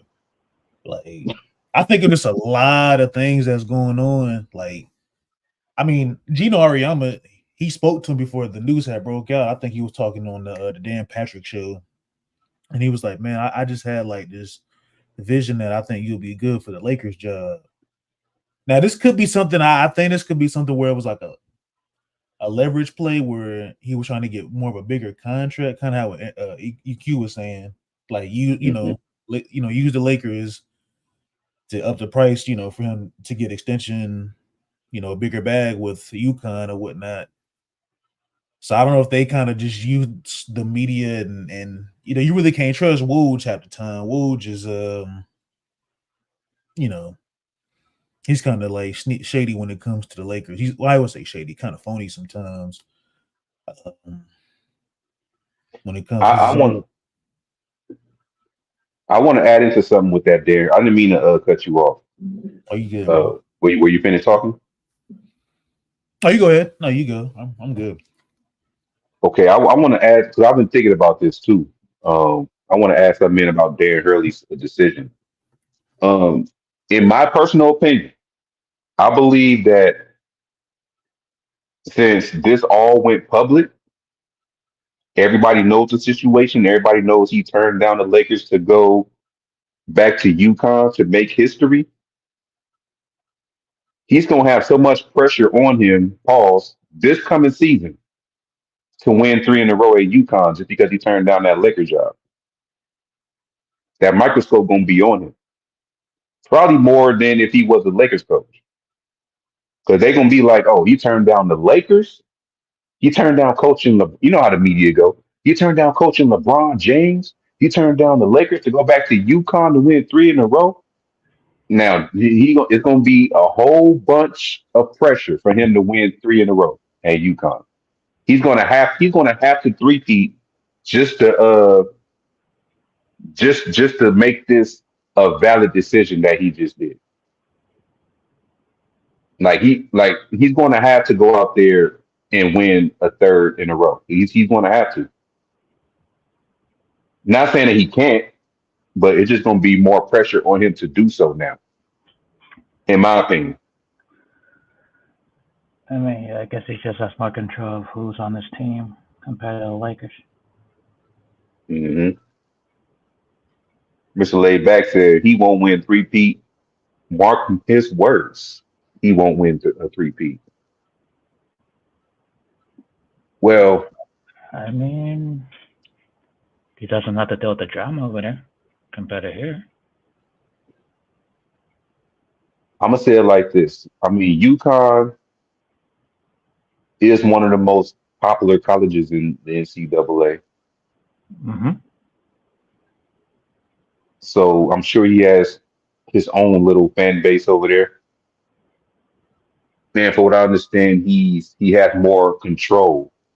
Now I don't know what incentives was in the contract that the Lakers offered, if there was any at all. But after thinking about everything, I think that the most the Lakers could have did was try. I think he would have turned it down anyway, eventually. Mm-hmm. Mm-hmm. I mean, it's like one of the Because things. And to coach a superstar is compared to coaching college kids. I mean, that's a big difference. Yeah, you're Yeah. transitioning. I mean, not saying college kids have egos. I mean, because everybody has egos, but you're dealing with more of egos in the NBA, I would say, Mm-hmm. because these guys are getting paid millions and millions of dollars, and they can't be told what to do, Yeah. what how to do it. Yeah. But I Their just think with their Dan Hurley, personality. yeah, personalities. I think he probably would have took the Lakers job, but I think it would just more so like I mean, I think Angry said this earlier in the video where he was like, when you in the office with the Lakers, you're not going back home. You signing that No. contract. No. yeah, I wouldn't have let him go back home. You let him go Like back home. I would have But made sure that he signed right there. yeah. Yep. I think it was just a mix of everything. And I was kind of 50-50 with when I heard this, I Mm-hmm. posted on Friday on my community chat on my channel, and That means a I better was just option. like, yeah, I was in the thing. I said, do they really want to bring in this guy? Like, and then Saturday it was like, oh, Jay Well, Wright, that was a better option than JJ. I yeah, mean, oh yeah, way better option than yeah. JJ. Yeah. Um, and it kind of caught me off guard because like one of my good friends he posted in like our group chat and whatnot. And I was just like, damn, Hurley. I was like, that's the UConn guy. I was like, they just won. I said, I don't think he would leave. But then I was like, I wouldn't be surprised if he leaves because, man, I'm pretty sure the Lakers would give him some top dollar money. And then they got out there, it was $100 million. And I was like, No, it was not. it's hard to believe that. Yep. And I think I spoke about it Sunday when I did a live stream with, streaming the game and stuff. Me and my guy, we was talking. And I was like, I don't know if Dan Hurley would be interested in taking the job because then it got out that it was $70 million. I'm like, I don't know, man. That California tax is different. Then you dealing with like the drama in the front office. A lot of people say they not really dicking the front office. I think it was one of the people in the chat that was saying he said, the Lakers tax is crazy. So I mean, compared to Clutch Sports, dealing with LeBron James and Rich Paul, and like it was just a lot of things. I think that it would, and I didn't. The Lakers tax. Yep. Mm-hmm. It's just a lot, man, going on, man, with that situation. I mean, I'm not mad at it. I mean, this is his decision, I think for Laker fans, just like we got to go back to the drawing board, and what was her name? Ashley Moss, Nicole Moss. She's an NBA insider as well too. She actually covers. She made a good point. She was just like, if you're JJ Redick, it's like you gonna have to up that price. Like you made me as a second option. It's like you going after this pretty. Yeah. I don't think they're giving that price though. Doesn't matter. I think if JJ Redick, you have to. I mean, it's like, dang. Excuse me. You going for the pretty girl, like she real bad, whatnot, and she turned you down. So it's like I gotta go for the second option, like the girl that you wanted, but you didn't really want because you wanted the other girl that was. She like, oh, now you want me now? Like, come on,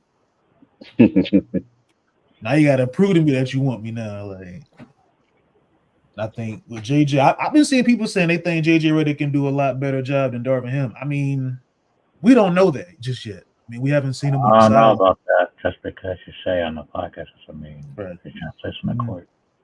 Like, it's easy to say that because people they're just kind of just be like, oh yeah, I'm just excited to have a new coach. Just get away from Darvin Ham, his hands in his pockets and whatnot. And it, it's easy for y'all to say that, but we gotta see because we saw Darvin Ham coaching the sidelines for years, as an assistant. He was with the Lakers before, and then he went out in Atlanta with Budenholzer, and they went to Milwaukee, and and then when Budenholzer was out, with I think he was out with like an illness or something like that, and like some family matters as well. Not JJ Redick, but Darvin Ham, he stepped up, man. I know he got Giannis. Giannis is one of my favorite players, but he did coach them, and he let him, I think like number one in the playoffs like 2 years ago. So, but I don't know, man. I just think the Lakers. I'm kind of like they can do whatever. Like I'm not expecting us to win an NBA championship next year. Now I could be. It's not gonna be easy in the West. It's not gonna be easy. Yeah, it's not gonna be easy in that West, and that's just. And I think a lot of people can be. I ain't gonna say a lot. Some people are biased. I'm like, now, let's say if we do get a JJ Redick or we get a James Borrego or a Jay Wright or whoever's the coach, Sam Cassell, etc. I better not see nobody say we need to fire this coach, or we need this. It's gonna happen though. It's gonna happen though because this is a play-in team right now. Mm-hmm. Yeah, I know what I'm tired of hearing. I'm tired of hearing people say they want Mark Jackson. Mark Jackson is not coming. Thank you, Adrian. And that's another thing I was going to get to. It's funny you brought that up. Please, for Christ's sake, people, please stop bringing up Mark Jackson. I don't see Mark Jackson coaching on an NBA sideline. Maybe college, but y'all got to think, man, it's politics behind it, man. And I that's all I'm going to say on that. But hey, especially in California, too. Like Mark Jackson could have very well had the job. Or he could have had the Sacramento job before they hired Mike Brown. No, it's a political thing. That's what it is. Mm-hmm. But I don't know what people's fixation with Mark Jackson, man. Like, Just I because mean, he Mark coached the Jackson ain't Warriors. coaching it. Yeah, he ain't coaching a decade, and it's obviously Golden State let him go for a reason. And I like Mark Jackson. I think Mark Jackson can be a really good coach for, you know, one of these days if he gets another, For a younger team, probably. yeah. I thought he should have had the job in Charlotte before they brought back Stephen Clifford, but it is what it is. Or Yeah, it I was think he had turned mellow around. Pause. Or he could have took the Brooklyn Nets job and went for Steve Nash. I mean, Yeah, they hired Steve Nash yeah, after firing Kenny Atkinson. yeah. Mm-hmm. And he had no coaching experience. Mhm. I'm looking at these front offices and I'm just sitting there thinking like the Lakers, they got their issues, but other teams got their other issues as well too, like Philly, Brooklyn. Oh, you mean? I say Charlotte, but Charlotte, they just, they Well, young. the Knicks had their issues before they took Thibodeau. Yeah. So I think with the Knicks is kind of like, I don't know. They try to put glitter over, SHIT. So Or Sacramento before they got Mike Brown. Even It's going to be it should be a coaching very carousel. interesting. It should be a coaching carousel, pretty much. yeah, the Lakers don't have a coach, man. This is I bad, don't, honestly. dude, I don't even think Brooklyn has a coach right now either. Here's the thing with the Lakers. I don't mind firing Darvin Ham. But you should have a backup plan before you fire Darvin Ham. Like you should already No, have somebody I waiting mean, to come in. I don't think they fired Thibodeau. That would be crazy if they did. Um, He said, "Can you imagine Hurley taking the next job one day?" I think so. hey, He said he wanted to coach. I He mean, said depends on Thibodeau. Depends. I mean, like Humble said, I mean, it is on the East Coast. I mean, he may. he did said he desired to be an NBA head coach one day, and I think that would be a team that he would just seeing if Tom Thibodeau if he would have stepped down or if maybe they part ways if they don't because I can see Tom Thibodeau not if he loses his job next season it's because they couldn't either get past the second round or first round, third round, either or. If they don't make it to the finals next season, Or the price is not. Tom Thibodeau's Or, out the door. or the price is not right for him to stay. Yeah. If I'm Tom, I'd take an assistant job, man. I do. I go. I know a lot of his coaches don't want to go back to being assistants, but I mean, shit. Excuse my language. Scott Brooks, he's taking an assistant job. Don't tell me Scott Brooks want to take a Laker job, please. I hope not. You may not have a choice. Hey, I wouldn't be surprised if I wake up and it's 10 o'clock in the morning, Eastern Standard Time. So you're telling me that Scott Brooks is hired as the Lakers head coach. I would not be surprised, Eric. But I think, who's the young star players on this team? Bronny James. Now let me start. What the hell did you just say? He talking about it's LeBron.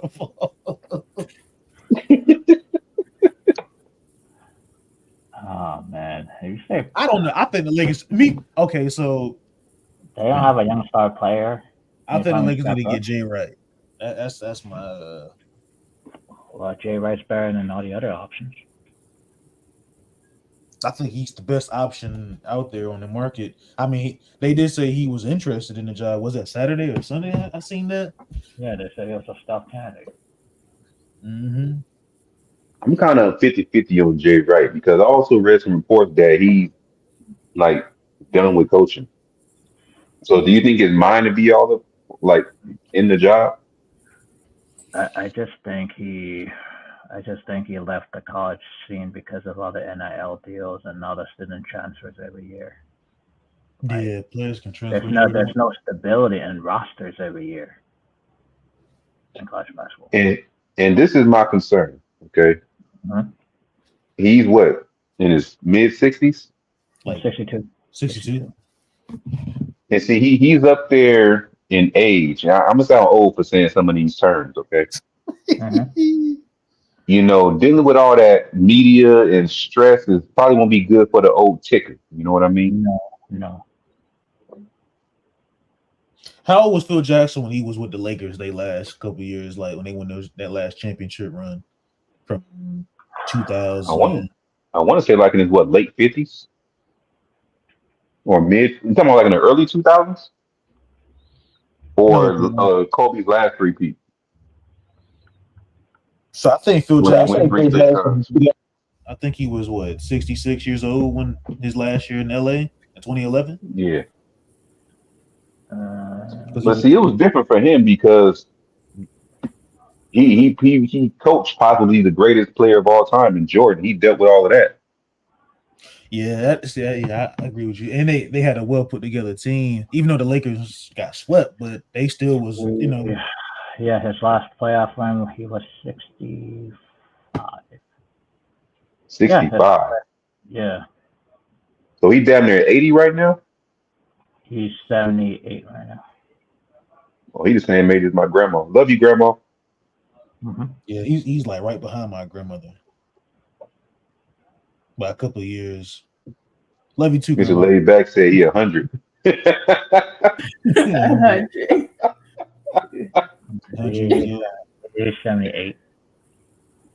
Oh man, that's So funny. yeah, Jay Wright is 62 years old. He'll be 63 in December, late December. So, which is Christmas Eve. He'll be 63 on Christmas Eve.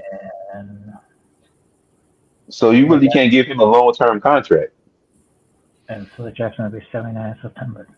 So, And I think Greg Popovich, even though he's not going to be a candidate, but I'm looking at his age. Greg Popovich um, is 75, yo. That's crazy. You said He's gonna be 75?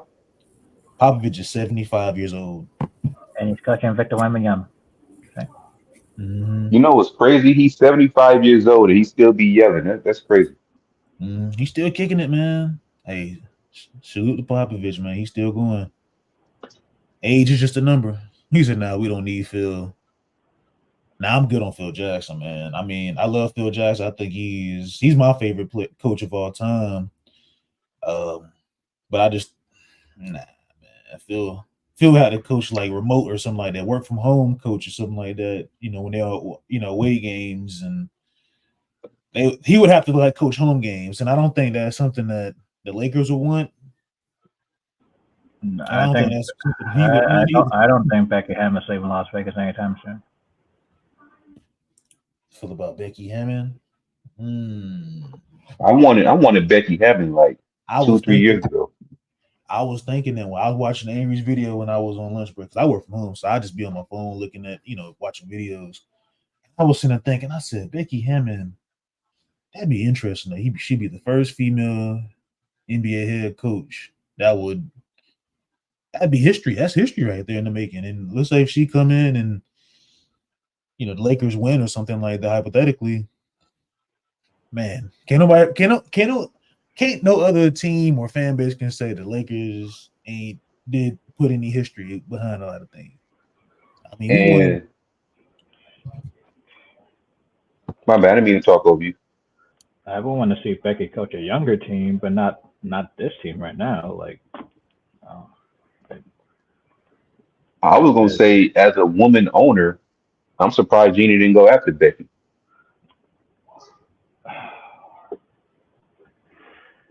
I kind of I'm kind of like this. I think that it's what LeBron won at the end of the day, and I don't want to just. I know there's gonna be some yep. LeBron fans like y'all hate LeBron and all this other stuff, man. Y'all want to blame him, but I'm like, Mm-hmm. if y'all really sit down and listen, like AD basically said like his first year in LA, he was like Rob, he calls me, talks about what we want and stuff like that. LeBron ain't gonna say, but so much because LeBron has been known as like a legit GM. Like he has, pools in the front office.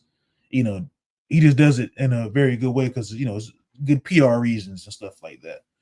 But Anthony Davis is kind of like, yeah, like Rob, I talked to Rob and we see what options that we need. Like y'all got to think about it. We got to go take a trip down the memory lane. LeBron and AD, they had a hand in that Westbrook trade, and I hate to bring it up because it was a long time ago, but man, y'all don't be thinking these players we have in these pools. This is a player empowerment league now, man. Like the players they pretty much got to say so what they want, and and LeBron is and front and center for this.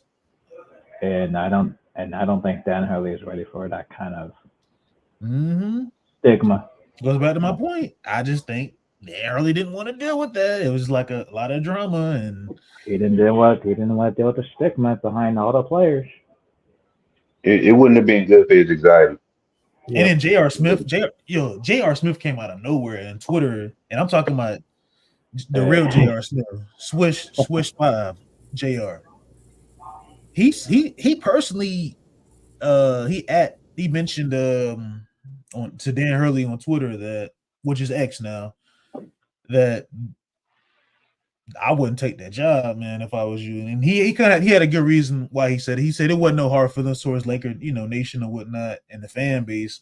He was just like, you in a good situation. You got, you probably gonna win another, national championship, next season with you guys and stuff like that. And I'm pretty sure the morale of the team wouldn't be the same. Let's just say that he does take the Lakers job, and they just not motivated because Coach Hurley's not even there no more. Like, Yeah, I was having mixed emotions about this whole situation. Like, I was trying to weigh the pros and the cons with this.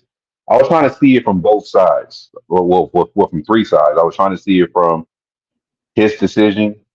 I was trying to see it from what the Lakers offered. And the I was also environment trying to in LA, see it from as a fan how I should feel about it. and the Um, same thing with the environment in LA, a lot of media and stuff. I mean, and EQ brought up like he brought up some good points because I look being from LA, Hmm. being from California, period. Everything is high as fuck. Yeah, yep, true. Like the cost of living. Look, you're gonna need like two or three incomes just to get a one bedroom. Like mm. it's crazy out here in California, man. Yep, see, yep. Count Ledro. Like Dan Hurley would have had to bring the whole UConn basketball team to help him pay rent. Mm-hmm. Hey, what's crazy, angry, and you said this on your video, man. I tell you, I was watching that video. And I was agreeing with you and Kareem. I was like, yo, these brothers, man. Shout out to the OGs, man. Y'all really was cooking, man. Like Kareem cooked on the video last night. Then you did the reaction. Angry said the Lakers are in trouble. Yeah. So so I'm looking at this right. I just seen a report. And I know this is like 10 hours ago. So Hmm. Mhm. apparently, from Jovan Buha, he said the Lakers don't have a clear plan B in their coaching search. He said, in talking to different people today, there has not been a clear plan B for the Lakers from this Well, situation. He said, I thought this was likely going to be a 5-day interlude and the Lakers would go back to the JJ Redick well and try to circle it they're back not gonna go back to them. Yeah, and mend fences and just go back and make him the front runner or the favorite or they whatever had team to you they want had to to use. start from scratch. Yep. He said, but in having conversations with people in and outside of the organization today, has been a mixed bag in terms of what is the plan B. Oh man, yeah. That was one of the reasons why I said we're in trouble because They can't go back to we the we lake. and like I said in my video, everybody that takes an interview with the Lakers, they automatically going to have in the back of their mind that the Lakers are desperate. They're desperate to get a coach. Like they're desperate. So Yeah. whoever comes in, no matter who it is, it can be a coach from that just coach high school kids. He or she is on demand probably close to what they offered Dan early because they know that Lakers are in desperation mode and we're trying to get a coach by draft day. And that's Yeah, that's like in what, a week or two, week and a half. a couple of Eh, 2 weeks left. Yeah, we gotta get a coach and a coaching staff in 2 weeks. So So, so in all actuality, whoever takes the interview, they gonna already have the upper hand because they can ask for whatever the hell they want to ask for because the Lakers are in no position to try to keep pushing this. You know, keep pushing this along. They got to hire a coach. mm, They got to hire a coach. Like I believe whoever get an interview, if they don't get over. You don't think everybody gonna think they got overpaid because they have to hire somebody. Yeah, and I It's did say it's that, desperation in the front office right now. you can't be cheap when it comes to buying a head coach. I did mhm. say that. You can't. No. From You what I know, heard, despite what people think, coaching matters, man. Coaching matters. coaching definitely matters. I think it's I think it's a lot of things going in that front office. Now I kind of agree with Mr. 81 in the comment. He said that front office is just like some BS, man. Um, and I also saw him on B Baby Sports channel as well too. You know, he was kind of cooking in the chat. And shout out to B Baby Sports, by the way. I think there's some issues going on in that front office as far as like finances. Like, I don't want to get too deep into it, like go down that rabbit hole, but I think the Lakers are, I think they're kind of cheap. I think they're actually kind of cheap. Like, They lost a lot. They lost a lot of money when you don't go far in the playoffs. That's the truth. If you don't go mm, far in the playoffs, there's your TV money. Nope. yeah, that new TV deal is coming up pretty soon too. So And you better win. Yep. Man, Genie Bus, just go ahead and sell the team to the Dodgers, man. Just yeah, sell the because I team to the think Dodgers. yeah that the co-owner of the Dodgers has some Laker stakes. So I think that's, I mean, it's like I don't, it's not going to Yeah, happen but he anytime can't. soon. I don't think He she would can't. sell the team because He can't be majority owner of both teams. No, I don't think yeah, he it's can. the Bus family trust. I Yeah. just think Jenny needs help. I think she needs help, man. Like, and I don't know, like I just I, seen some on Bleach Report about it. So if y'all ever get a chance, man, y'all look at Bleach Report. I don't know if y'all look at it. He said it says, "Are the Lakers actually cheap?" Question mark. Yes and no. It's a yeah. good read. I'm looking at it. I'm like, man, this is interesting. Because somebody said the Lakers are still the only team in the entire league operating without a GM as well. Never bothered to replace Magic with someone who has positive relationships with other teams in the league, and they wonder why no one wants to trade or even footing with them. Dang, that's crazy. The Lakers don't even have a GM. No, they just have a basketball They just have a basketball operations role, and that's why Magic stepped in. Rob Pelinka took over. Yeah, they don't have a GM running the place. They don't. Man, we're in trouble. He said if I were the Lakers, I would have offered Hurley a plus $100 million a Hey, year, 100 I did say that it takes 100. You a, gotta give 100. I a did say year. that. Yeah, because he would get like what 70 million after tax or something like that. Yeah, he would be at 70 million after taxes. Yeah, yeah, Mm. I mean, you can live comfortably with 70 million a year. I mean, with 70 million in your lifetime. yeah, but not. You just can't live in no big ass. You can't. When you a coach, you can't live like an NBA star. You gotta live like a regular And human being. yeah, and that's why he turned it down because he only get 30, 35.5 million after taxes if he took the Lakers job. That's barely that's barely half. Like, He could have went out there and spent like a million on a townhouse or dude, whatever, a um, condo, and be happy. yeah, I wish Mm. LA prices were that low, but it's not. Like,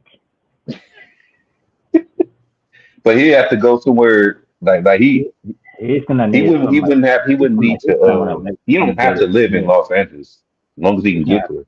yeah, but he wants to live in a gated community. You know what I'm saying? So that So I know y'all probably not gonna agree with me with this.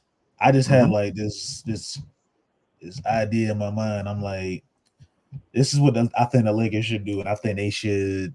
And I'm pretty sure EQ gonna catch on though what I'm about to say though. Make amends with somebody you just fired a couple years back. Frank Vogel. Mm-hmm. Well, not just him. I would bring back Frank Vogel. I would. No, but you don't have a GM on the team. I mean, yeah. They better Yeah. get up. They better call up Bob Myers. See, Bob Myers going to the NFL. He's gonna. Oh yeah, he's going to the NFL. My bad. He's going over with the Commanders. No, but He's going over there with Magic. It would be nice. Yeah, he's over there with Magic. It'd be nice to have Bob Myers, but hey, Lakers dropped the ball again, man.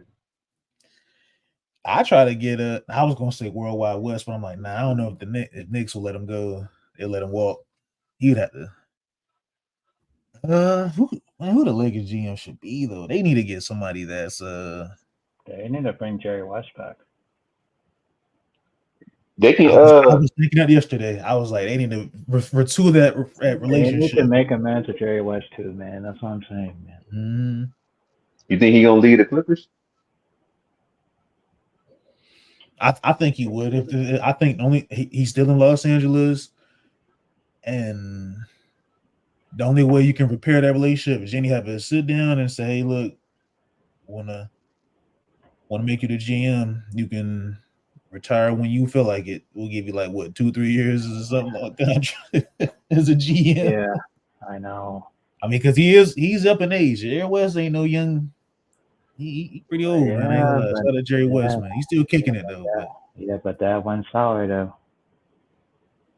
I'm about to look up some stuff real quick. That's what I'm doing right now before we head up. But see if I can help out the Lakers real quick. I just think the Lakers need to go back and get a GM, bring back Frank Vogel. I think you just got to, because they did Frank Vogel dirty. I didn't think he was a bad coach. Yeah, but I think Frank Vogel still got. I think Frank Vogel still owed money by the Phoenix Suns, so I don't think he's going to take. I mean, Darvin Ham's still getting a bad from the Lakers. Yeah, but Vogel's getting 4 more years at the back from Phoenix, so. Oh, so you think he just want to just chill out for a little bit? And yeah, he's got 4 more years of Phoenix contract. It's like he's chilling. Like, I mean, I don't blame Frank Vogel, honestly. I think, hey man, if you getting paid, just chill at the crib, man. Yeah, I mean just imagine you went from LeBron to KD, and you don't even last a year. You don't even last 1 year with KD. Like, he said Frank Vogel was called a bad coach multiple times when he was in LA. I never thought he was a bad coach. I think me personally, I think he's slightly better than Darvin. I never said he was a bad coach. I just think the Westbrook situation threw him in a loop. The Westbrook, yeah. You put him in this situation. You go ahead and get Westbrook, which wasn't a good fit from the jump. And I somewhat blame LeBron James and Anthony Davis. You end up playing small ball too. You got to play small ball just to make it for Westbrook because there was no space, and you end up getting DeAndre Jordan, who you couldn't even play DeAndre Jordan. He was unplayable, so he ended up. You couldn't even play Dwight either. You couldn't play Dwight. Like Dwight even said that it was moments where, like, yeah, you can't play tonight and stuff like that. But this is me, like my speculation. I think it was just because of Westbrook. They wanted to create some space. Then you have LeBron playing center. Like, nope, he didn't get no credit for the bubble ring. Yeah, he didn't get no credit. How about this? And he coached JaVale and all those guys. Mm-hmm. How about this? Okay. How about if Frank Vogel decide to take the Lakers job, which I highly doubt, but let's just speak hypothetically. Let's just say, like all the coaches that we're interviewing now could probably join his staff, or try to bring in Rondo or still consider Sam Cassell for Frank Vogel's staff. I think he needs like a good staff around him because once Jason Kidd and Lionel Hollins and all them left, I mean, he really didn't have no legitimate help on that bench either. Right. Yeah, you bring in what's his name? The light skinned cat with the glasses. Um which I don't think he's really a good offensive coach all like that, but he likes to run like space and pace, which you don't really have the kind of players for that. Mm-mm. Like I don't think the Lakers had the kind of players for that offense. So I think Frank Vogel, man, he just had to deal with what he had to deal with, man. Like they just, you know, they threw a wrench at him, was like, hey man, make it work, man. Like fix this up. And I'm not being like I'm not caping for or capping some people would say for Frank Vogel, but I just think they should just give him at least another year and then get up off of Westbrook and see where it goes from there. Like because we wouldn't be in this Darvingham, debacle. And oh yeah, we need. And then they fire him 2 years later, and then they need a new coach. Or he said if Frank Vogel is coaching for the Lakers, he's going to have conditions, not as a clutch sports client like back then. For one, traditional practices. LeBron James, Rondo, and J. Kidd got the Lakers that ring in the bubble. I think it was like everybody, man. Honestly, I think that Lakers team, like everybody bought in, like It was 80. Anthony Davis. Everybody was just locked in, man. Everybody played a role. Well, Caruso, called the bench. Vogel got Kuz. Vogel got 4 years and $24 million left. Boy, Mm. he's chilling. 4 years and $24 million left. He's chilling. Yeah, I don't blame And him. I didn't realize that we didn't have a GM. The whole time I thought Rob Pelinka was a GM. No, Yeah, I knew he didn't have a GM, but I was thinking like he's that's basketball crazy. operations doing the general manager work. Yep. So we may have to look into interviewing somebody's assistant GM Uh, to make them our GM. that would be the yeah, but the Bush brothers are. The I Bush brothers mean, are good at scouting. yeah, but the GM is completely. Like Yeah, we LeBron. we may have to look into some of these teams' assistant GMs, like Jay assistant Reed. GMs. You ain't no cop, Jay Reed. You a Oh, sellout, dude. yeah. In too deep, man. I Jay should Reed from Akron. No wonder he got. No wonder he got you so ever see much that movie control. Angry? Jay Reed. Oh, No Mark wonder he got. Epps. No wonder he got. No wonder he got so much control. You ain't no cop. You ain't no cop, Jay Reed. Bro, LL went off on dude, man. He was a cop, bro, being a gangster, man, pretending he was undercover cop. He said, I thought Rich Paul was GM. Nah, he was the president of basketball operations. President. They soon as when Magic Johnson stepped down, he got promoted as the president of basketball operations. So I'm sitting there thinking, so let me rewind back 2019 before I knew all you guys and stuff like that. And it's just an honor to be up here with Angry and meet you guys years later. When I heard the news that when Magic Johnson stepped down, my instant reaction was like, dang, the Lakers it's just too much, man. Like, and then hearing that, Magic was never in those front offices. He was always, and they basically said Rob Pelinka went behind his back or something or whatnot. So, and I was like, man, Pelinka, he got to go. I remember I went to work when I was like, man, he got to go, man. He's caused too much problems. And then when we got the Yeah, AD but the trade thing. and stuff like that, it was kind of like, oh, yeah, Pelinka, Yeah, but he's a genius. Like, I it was I kind of just I just think Magic Johnson's not like this office work type of guy. He likes to be like this outgoing thing, like be on TV shows and all this stuff. It's just like, dude. I think Magic likes to be seen. Like he nice Yeah, that's guy, what I'm saying. That's why flashy, a GM job is not meant for Magic Johnson. I'm saying, like, president of basketball operations, well, not, cross I country mean, snitching even if on he West. was basketball operations, he's not one to do like the basketball work. He's got too many businesses in there. Like, I mean, I don't blame Magic Johnson for putting his money into different businesses and investing all that stuff, but like, I don't think He he said was doing LeBron like got the 80 to Lakers Los stuff on sports Angeles. stuff. Not right.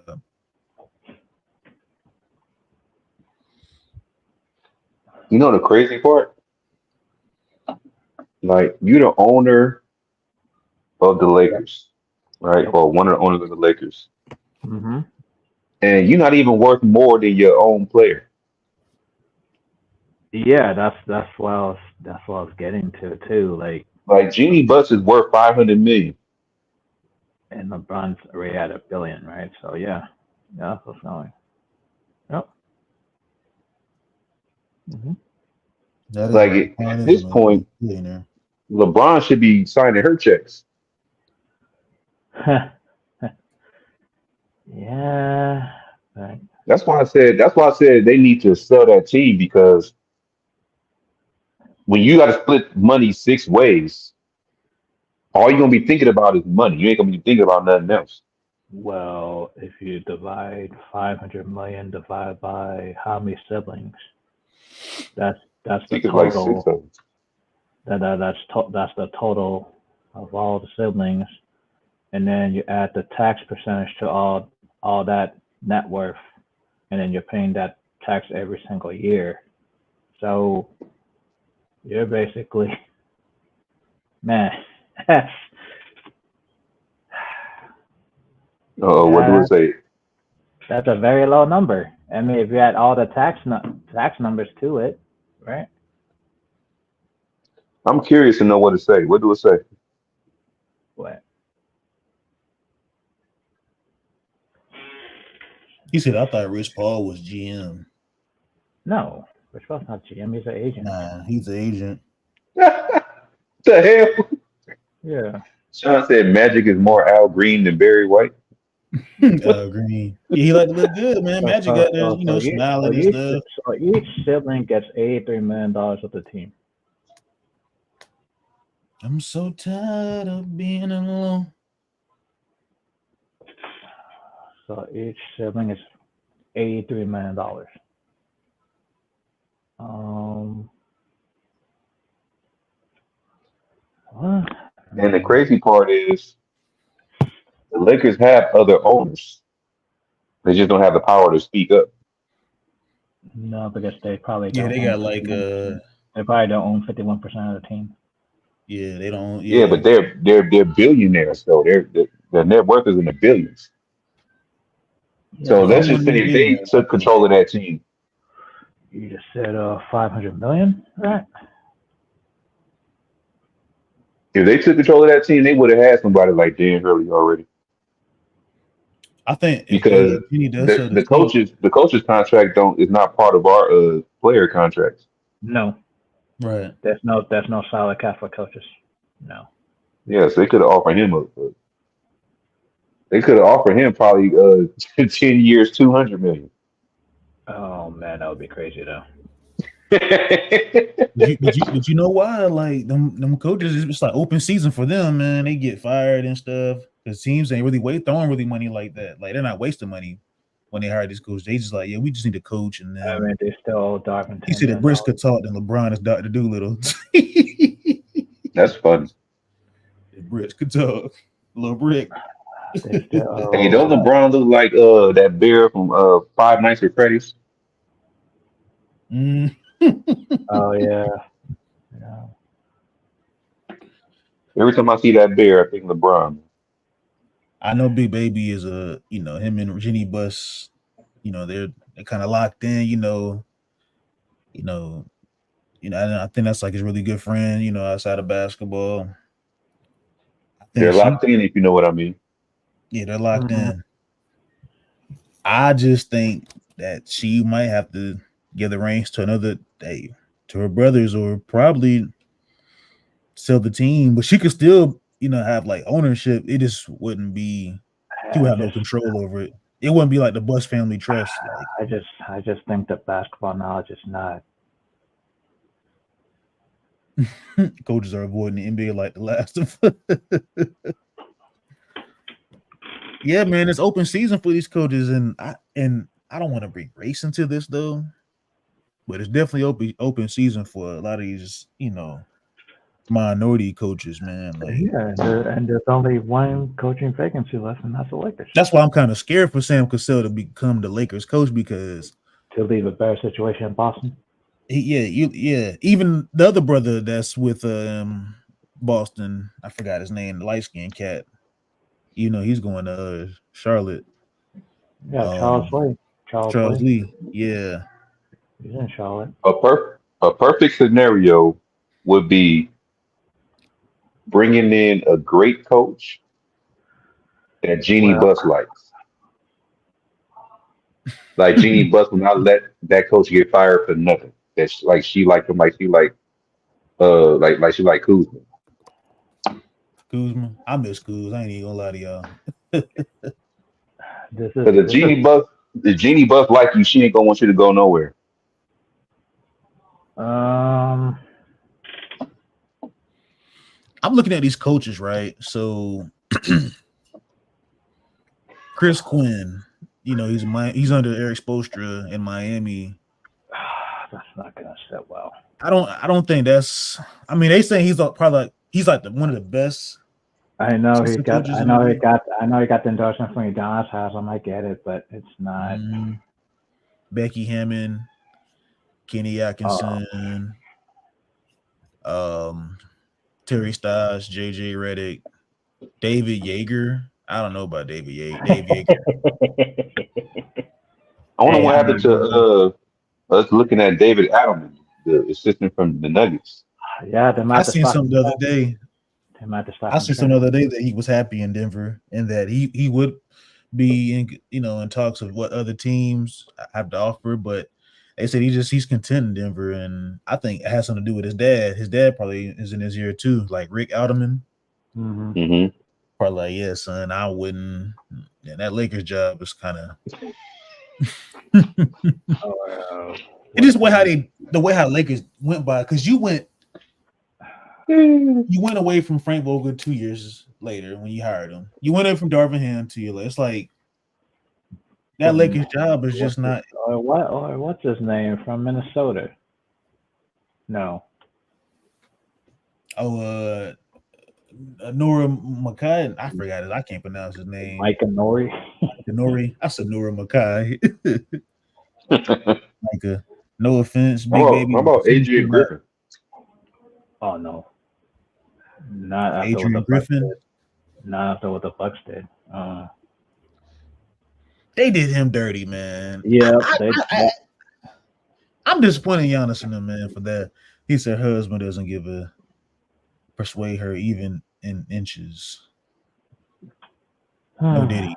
But yeah, so it's crazy as hell. But I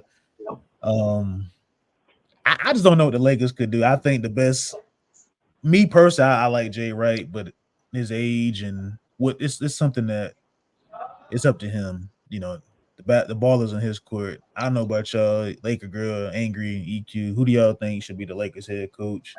I know it. I don't want no daggone James JJ Reddick. I'm sorry, EQ. Go ahead. So if Dan Hurley couldn't go from East Coast to West, so Jay got to make all the way from East Coast to. I mean, does Jay Wright really want to deal with this chaos of a team? I mean, there's no GM. There's no person in probably that front office who got a majority vote anyway. If they're gonna vote on something. Let me turn this light on. I mean, I'll probably say Jay Wright as the highest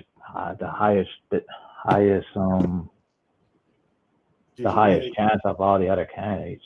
I mean,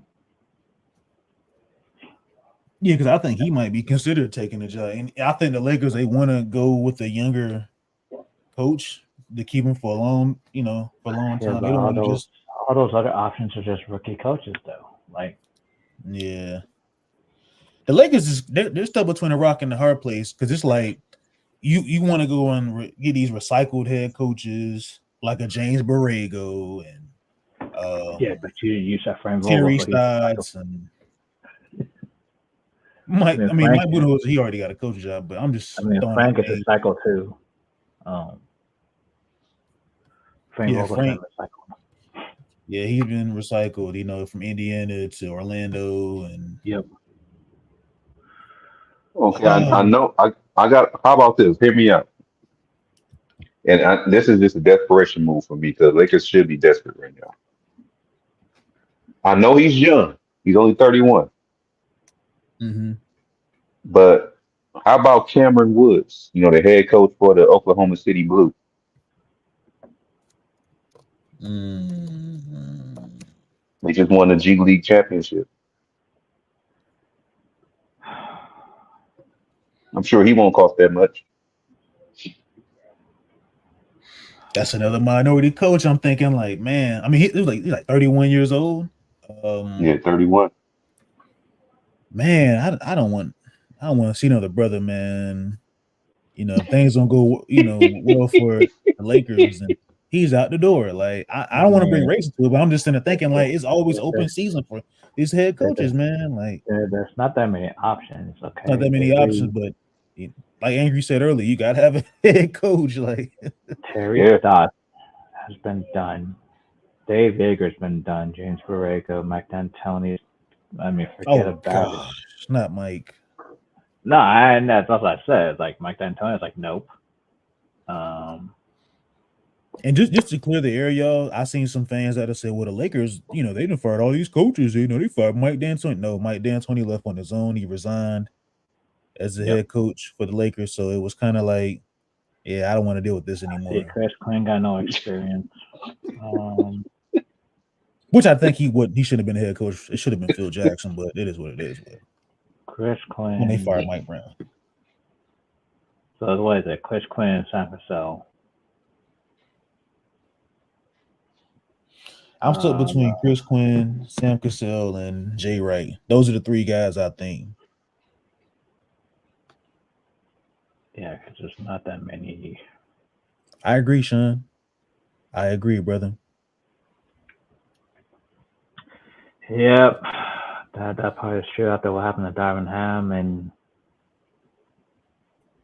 They did Darvin Ham I, dirty, man. I think we should just try a woman coach, and see how that works. Mike Brown when he was in Cleveland, and Mike Brown too, when he was in Cleveland. Mm-hmm.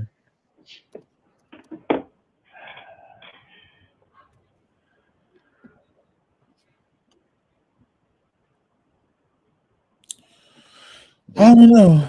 I think we'll just have to see, y'all. We'll have to see what the Lakers gonna do. Like I said, I'm on the fence where I just think the Lakers ain't going. They're not going to really go far next season. I could be wrong, but I gotta see how they're gonna put this roster together. If they do get a coach how you before then, evaluating college prospects who don't even have a coach? That's crazy. mm, You're looking at college players for the draft and you don't have a coach. Like, this is where they're at, right? 'Cause hey, just seeing that from Jovan Buha, seeing that report earlier that he said the Lakers don't have a plan B, like, okay, so so they really don't, was they so so they don't then know what they help. can do with their picks then. If they don't have a plan B. No, it's as far as like coaching searches. That's what it was. Like, How about I know she black, but how about Tamika Reed? man, I don't want to see my sisters out there getting stressed out, man, with high blood pressure and stress. Like, Yeah, Hey, you know what? Yeah, I think if we get a woman coach, a black woman coach, you're gonna see Savannah sitting courtside every game. hey, man. She gonna make just put it sure ugly. she gonna make sure LeBron ain't getting yelled at.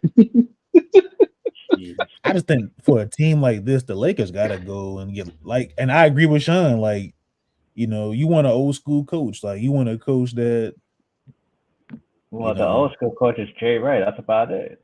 yeah.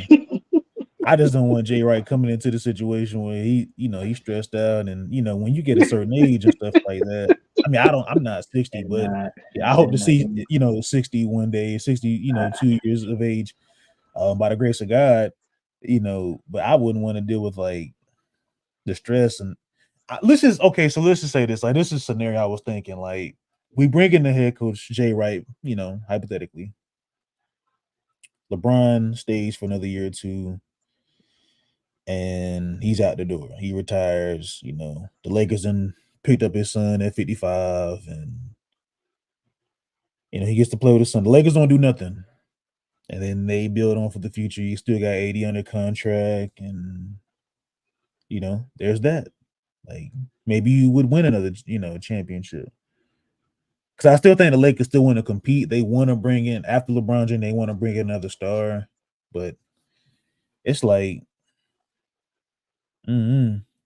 what star want to come in free So they're agency gonna with this money? so they're gonna waste another 2 years of AD as long as this guy's here.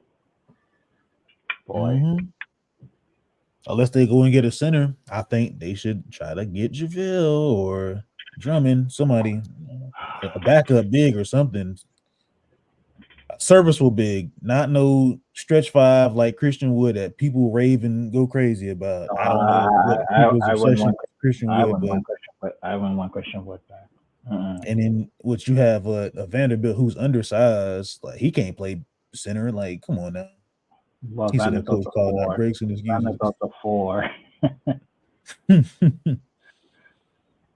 And then LeBron's a Lakers stretch got to figure 4. something out, y'all. But Yeah, they have too many 4s. They don't even have a 3. They don't even have 5. Like, yeah, you need another they don't wing. You even need have a a point center. You guard. need a 7-footer.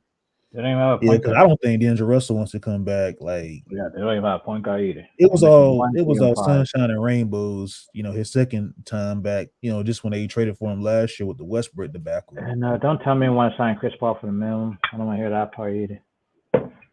Man. Okay, y'all say y'all want old school coach, right? Talk to me. Hear me out. Hear me out. Now I'm the last person to care about what LeBron wants, but seeing that there's a chance he's coming back on the team, only person I think he's gonna listen to and respect, and it might be a long shot.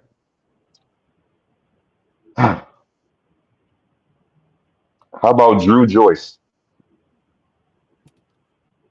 Drew Joyce. Oh, is that the one oh my God, his former AAU coach? Yeah. Yeah, yeah. Oh boy, here we go. Drew Joyce, senior. Man, his AAU coach. He ain't got no NBA experience, man. His mama the new Gloria James has been named the head coach of the No, his Lakers. mama should not be around the players at all. His mama don't be around the place. You see what happened to Devontae West? Oh yeah. Man, hey, I want to see You don't think Anthony Davis kicking his afro into the freeway? Oh no. Man, my prayers go out to Delonte. I hope he, gets better, man, and gets clean, man. I got a buddy that lives in the DMV area, and he saw Delonte one day. He was just heading to work one day. He saw Delonte literally out there on the corner because he lives out in that area, like in the DMV area. If anybody don't know, it's that DC, Maryland, Virginia area. Mm-hmm. And he looked at him. He said, "Yeah, I'm at a tear, down as It was just sad to see him like that, man." Somebody that we grew up watching, on TV and stuff. I'm in my 20s. I grew up watching like those Cavs teams with Delonte, and it happens to a lot of guys after the NBA. It's unfortunate. But stuff happens. Yeah, it happens to to the best of us. As human beings and stuff. After get your doing NBA stuff. career. Yep. After NBA career. Yep. I But want to. I probably want to just say that I'm just saying it like this without going too far. Mm-hmm. I think he did something that the elites didn't like. Well, yeah, that part too. Yep. Mm-hmm. I'm gonna just say that. Yep. That part too. Mm-hmm. If it was anybody else's mama, I don't think he'd be there. Yeah.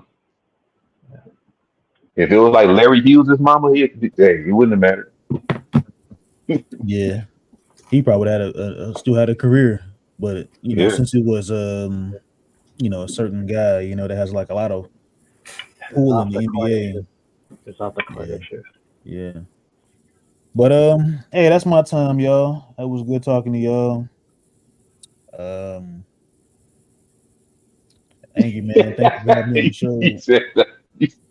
Not bicycle. You said that's my time, y'all. Yeah, that's my time, man. I gotta get myself ready, man. Well, I ain't gonna say I go ready for bed, but I gotta give me something to eat. But man, the Lakers, man, y'all gotta figure this out, man. It's like y'all putting glitter over sugar honey iced tea all over again. It's like 2019, but worse. Well, you mean 20? Because remember, the Lakers, nobody didn't think they could pull off the AD, trade. And when they got AD, it was like, okay, yeah, we got a chance now. And then, we already had a head coach, before we had traded for Anthony Davis. But I don't know, man. It's just like that 2-3 years with Laker basketball for me, like it was just like excitement. I don't have that same feeling anymore. He said, "Not sugar, humble, bricks over tea, bricks over tea, not sugar, humble, bricks over iced tea." Hey, you crazy as hell, man. Sean is hilarious. Yeah, hey Sean, you need to get you a channel, man. We need to sign a petition to get Sean a channel. Make a channel in the His summer. channel will blow up. I'm telling you, that bro, his channel be crazy. It'd be like, man, I know a Cause lot of Sean people have say stuff talent. that even I don't want to say. Nope, Yeah. I don't. But people like that shit. Sean will go crazy on the tube, man. YouTube. But man, we'll see what the Lakers gonna do. Hey, I just tell people, man, don't be surprised if the Lakers is a playing team again. Or with JJ Redick as your head coach and LeBron as your leader, a 40-year-old, as your leader. I don't think JJ wants a job after he got uh you know PO'd about Dan Hurley over him. So I don't think he wants Yeah. a job. Or James Borrego. I don't know. They got to get somebody, man. But I'm gonna get off this, man. Oh man, we all My gonna head's laugh at the starting. next coach. I'm Yeah, my, telling you. my head hurts, man, just thinking about this. Right, I gotta take me a daggone Benadryl, something, Tylenol, aspirin. The Lakers, and I'm Lakers not. new That's why head I said I'm not coach. trying to stress myself out. Nope. Make angry the coach or something. Somebody got to be a coach. He said, "I've been saying I'll be shot if it's anyone else." But JJ, No, they don't want me as the coach, man. I'm too old school. yeah, I you had to have to go. hit D'Angelo Russell on top of his head. He don't listen. Yeah, they be gunning for your job the next day. Right. Angry Lakers fan has been fired from his another head coach from the Los Angeles has been fired. I'll be the only one fired after one day. Yeah. How you get fired on your day off? You got fired. You was at home, man. Walk the dog and whatnot, man. You look at Or your phone, or you ba- got fired. or, They ba- ain't even or look. They didn't even call you angry. You just got fired from ES. You had to oh, be so known from ESPN. basically They from gonna they being gonna on give me a podcast, right? they go they gonna they gonna give me a $2 million contract with $1,000 guaranteed. $1,000 guarantee. Yeah, they gonna take crazy Crazy. text out of your check. He said the second Crazy. coming of Pat Riley. Yeah, that's what they said. JJ Redick was the next Pat Riley. So All that is what it is, though, man. But I'm I'm gonna holler at y'all later, man. right, humble. Thanks for coming up. Oh, no problem, man. Y'all take it easy. Y'all make sure hit the like button too, man, and subscribe if you're new. So holler, man. Peace. It's crazy on my phone on the views EQ. I've been like right now it says 36 people are watching. And it's been in the high 20s and low 30s for most of the stream. So we've been keeping people watching. I'm sure a lot of the views is coming from Facebook and Twitter because we're live on Facebook, YouTube, and Twitter right now. This is But we definitely had a great show. That was a great show. We had a nice bracket and we had a great discussion from EQ's notebook. Um, anything you want to say, EQ? just hoping to get a coach so we don't have to look at the next round.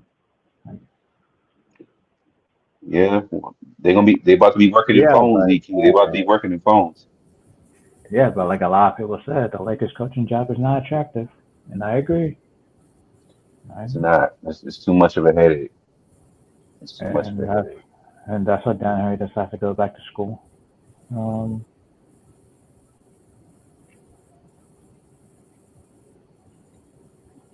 Um, I'm gonna say something. I believe Laker Girl is about to go live on her channel for the Sparks. I told her I'll see her over there during the game. So whenever time the Sparks do the Sparks come on Spectrum? Sparks come on at 7. Like what channel? Spectrum. Or the okay. Guess the Seattle Storm, I think, right? I think so. Yes. yep, and I know who's on that team. We gotta go on a winning streak, man. You know, these my Sparks can make me happy. But If nobody else could. a former Sparks plays for the Storm now, which is kind of weird. Who? What one of the Kuma Case sisters plays for the Seattle Storm? That's weird. Oh, Uh, what's her name? Is it not the one yeah, that just WNBA is booming, Sean. I really thought that Laker girl was gonna blow up because I didn't see nobody talking about the WNBA. Now everybody's talking about WNBA this year. Yeah, Erica's. No, what's it? NECA? Neka. NECA plays for them. Yep. Yep. NECA plays for them. She plays for the Star. You know, I got to give a shout out to Cameron Brink. Another Hey, shout out to Rakia Jackson. Cameron brings a defensive player of the year. I can tell you that. The She better Lakers. be. Yep. She better be. She playing like it. hmm Shout out to her. I mean, we kind of always been, for the most part, the Sparks been known for getting those centers that can play defense. hmm I remember we had this with this big ass. I think she was from China. Her name was Wang Ziji. Back Yeah. Yeah, I back in the remember. 90s, Yeah. Yeah. she was playing alongside Lisa Leslie. She wasn't mobile, but she was like. I mean, she did some things, but it's not like she was. I mean, she was a role player. Um, Hmm. I mean, she wasn't mobile, but she was more of like. Uh,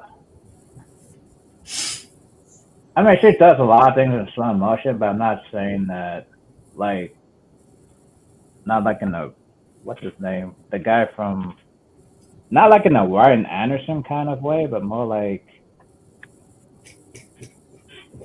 more of like the play as the pace goes instead of like not too fast and not too slow, but play at a pace. Um, I mean, she can only play like a certain amount of minutes, like probably like 10, 12 minutes a game. She's not like just because Lisa Leslie played most of the game. Hmm. So especially Lisa Leslie's backup over the years.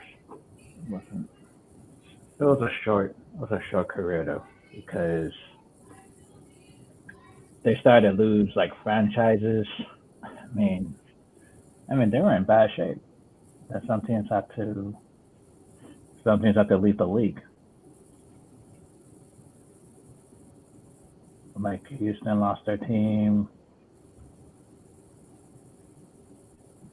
Yeah, I mean That's the crazy part. just imagine losing one of the first franchises in the league. Like that's what it is. Like Like that was the crazy part right there.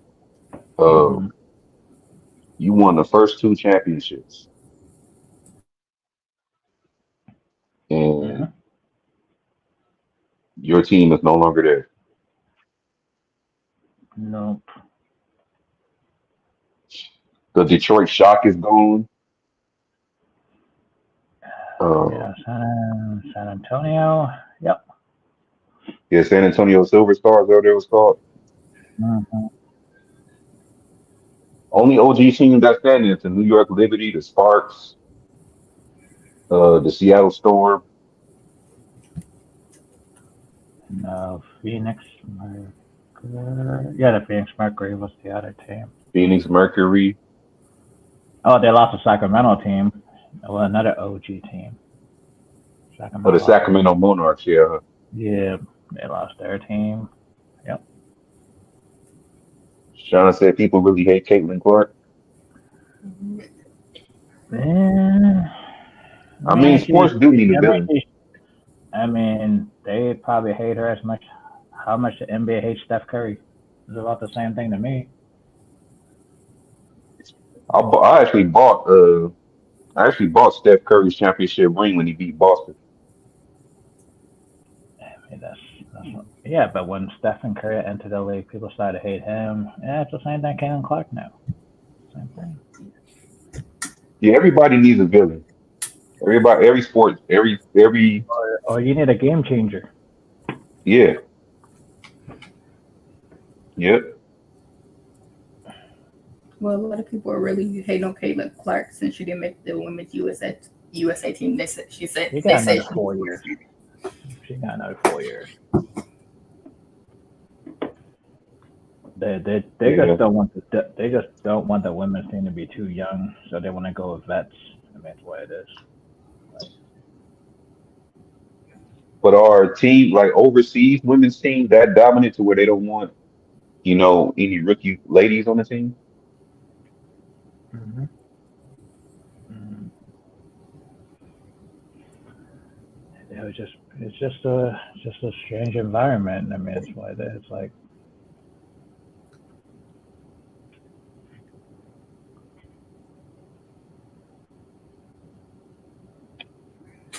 Um, okay, then. Well, I Mm-hmm. want to thank everybody for coming on the panel. On episode 12, we would have another bracket. Be on the lookout for the date and time of episode 7. I'm sure EQ will be taking notes from between now and most likely, I don't know, most likely our episode 7 will probably be telling y'all who the next coach is by then. They want to. They just put a picture of Coach K. Oh shit. He ain't gonna come over here. No, but they said that I mean, Coach K Coach was K would be saying. great, but he ain't gonna No, be able to say they're probably asking Coach K like who's available. that. Because I think they're asking Coach K for advice. And then that's what They're gonna need to. I mean, they're going to need to. yeah. I mean, that's how Dan Hurley happened. I went for Coach K. Maybe they can get Laker girl over there. See what she does.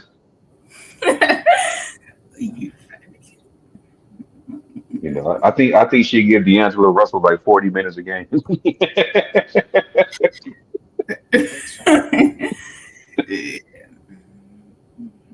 I don't know how many times I've done told you I'm not a fan of D-Lo, so don't.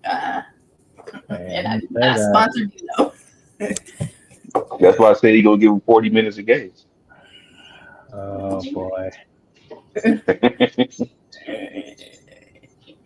If Clutch, But if Clutch Sports is your brand, why there's no? Oh man, here you go with this joke, man. I mean, hey, they call it Clutch Sports. and Sean from the 3-point line. Yeah, and he choked from the 3-point line. Nope. Oh Yep, no, he you choked from the didn't 3-point. do that.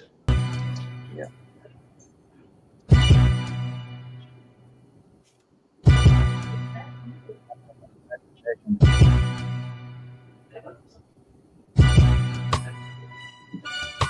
Yeah, what's the next invasion gonna be? Interesting. When is it or what is it? going to be? No, no. What's the next invasion gonna be? That's gonna be interesting. I'm thinking about. Micah brought up a suggestion. I might go there. That where he suggested, which Oh. was Showtime Sports. I've been on there. Yeah. Yeah, I might look at a recent video from there and see what he says. Because the whole point, the whole point of Liquor War Order Invasion is, of course, it's reaction based. But I want to see if I'm on the same page as the person who I'm reacting to. There's some But bad. Yeah, there's quite a bit of bad takes on there. I'm not gonna lie. yeah, Mm-hmm. Angry, when is but my interview with you? Monday. I don't know. We can all right, one first I still gotta drop the final episode, the final part, because Majors was 3 parts because we ended up talking for like an hour and a half. So I turned it into 3 parts. Um I'm gonna Oh, try to drop his part 3 at some point at the end of this week because I just dropped part 2 yesterday. So when all those are dropped, we can come up with a date to start yours. You can be the I also wanted to have a conversation with Chris. Yeah, I know who Chris is. Um, Mm-hmm. but he's going through Mm-hmm. some family stuff right now, so I'll Mm-hmm. talk to him when that's over with. I also want to point out that Lakers in 5 said he will actually do it, so he's another potential one. And I also want to get Kareem. So, but I already told Liquor Girl that she's gonna be my second conversation. I think the third conversation I do might be I'm gonna try to either if I could, depending on who has the schedule closest to mine at that time. Probably somewhere between Kareem, Lakers in 5, and Big Baby. One of them for episode 3. Whichever schedule I can fit into at that time. But I do want to eventually have a conversation with all of Mm-hmm. them. Shout out to the Kareem Report. Shout out to Lakers in 5. Shout out to Big Baby Sports. Mm-hmm. And also shout out to Laker Girl. You gotta check her out. Just type in Laker Girl 36. All one word. Laker Girl 36. The guys up here from Rush Hour be on her panel. She has a panel. She goes live all the time. So just go to YouTube, type in Laker Girl 36. Her channel will pop up. Make sure when you do subscribe to her, you make sure you hit that notification bell and click on all so that way you can get all of her uploads. All of her uploads. Mm-hmm. But if nobody has anything else to say, that's going to do it for episode 6 of Rush Hour. I'm gonna let my phone charge a little bit and possibly join Laker Girl on her channel for the Sparks to take on the Seattle Storm. Hopefully, the Sparks can pull it out. I just have one more thing to say. Be looking out for Sparks Talk featuring me and Eric Kwan coming soon. Whenever Eric Kwan Yes, wants to do it. yes, yes. Thank you for reminding me. My Finally, been, co-host EQ for Rush Hour will be finally talking been winning some Sparks. games. All time. So yeah, y'all. Thanks all the opportunity. I still see is at 33 viewers. So like the viewers ain't left, and they still here. Like it's still 33 views. Just watch it, and it's been like that for the past hour. So we should be getting some watch time. Um, if it's not YouTube, at least on Twitter or Facebook, but they coming from somewhere. Um, So yeah, y'all. Thank y'all for tuning in. I'm gonna go down the list to thank everybody that came on. First, I'm gonna thank everybody that's on the panel, including my co-host EQ, Laker Girl, got homeboy that showed up. Everybody that showed up in the chat, Lakers in five. We had Sean. We had Mr. Laid Back. Um, who else came up? Big Baby Sports showed up. Um, I gotta go all the way up through this. But there was some people that showed up like once or twice and then left. I believe his name was Brian Green, I want to say. I don't want to, yeah, Brian Green. We had Malachi Davis. Who else came through? Yeah, man, Mr. 81. We look, we welcome, it don't matter what team you like, we welcome all fan bases. As long as you stay respectful and, not doing anything out of the ordinary, we accept all fan bases, no matter who you're a fan of. I done had Celtics fans come through here being respectful, so I'm all for it. But yeah, this has been Angry Lakers fan with his co-host EQ and still standing Laker girl, and this has been episode 6 of Rush Hour. See Mhm. y'all next time.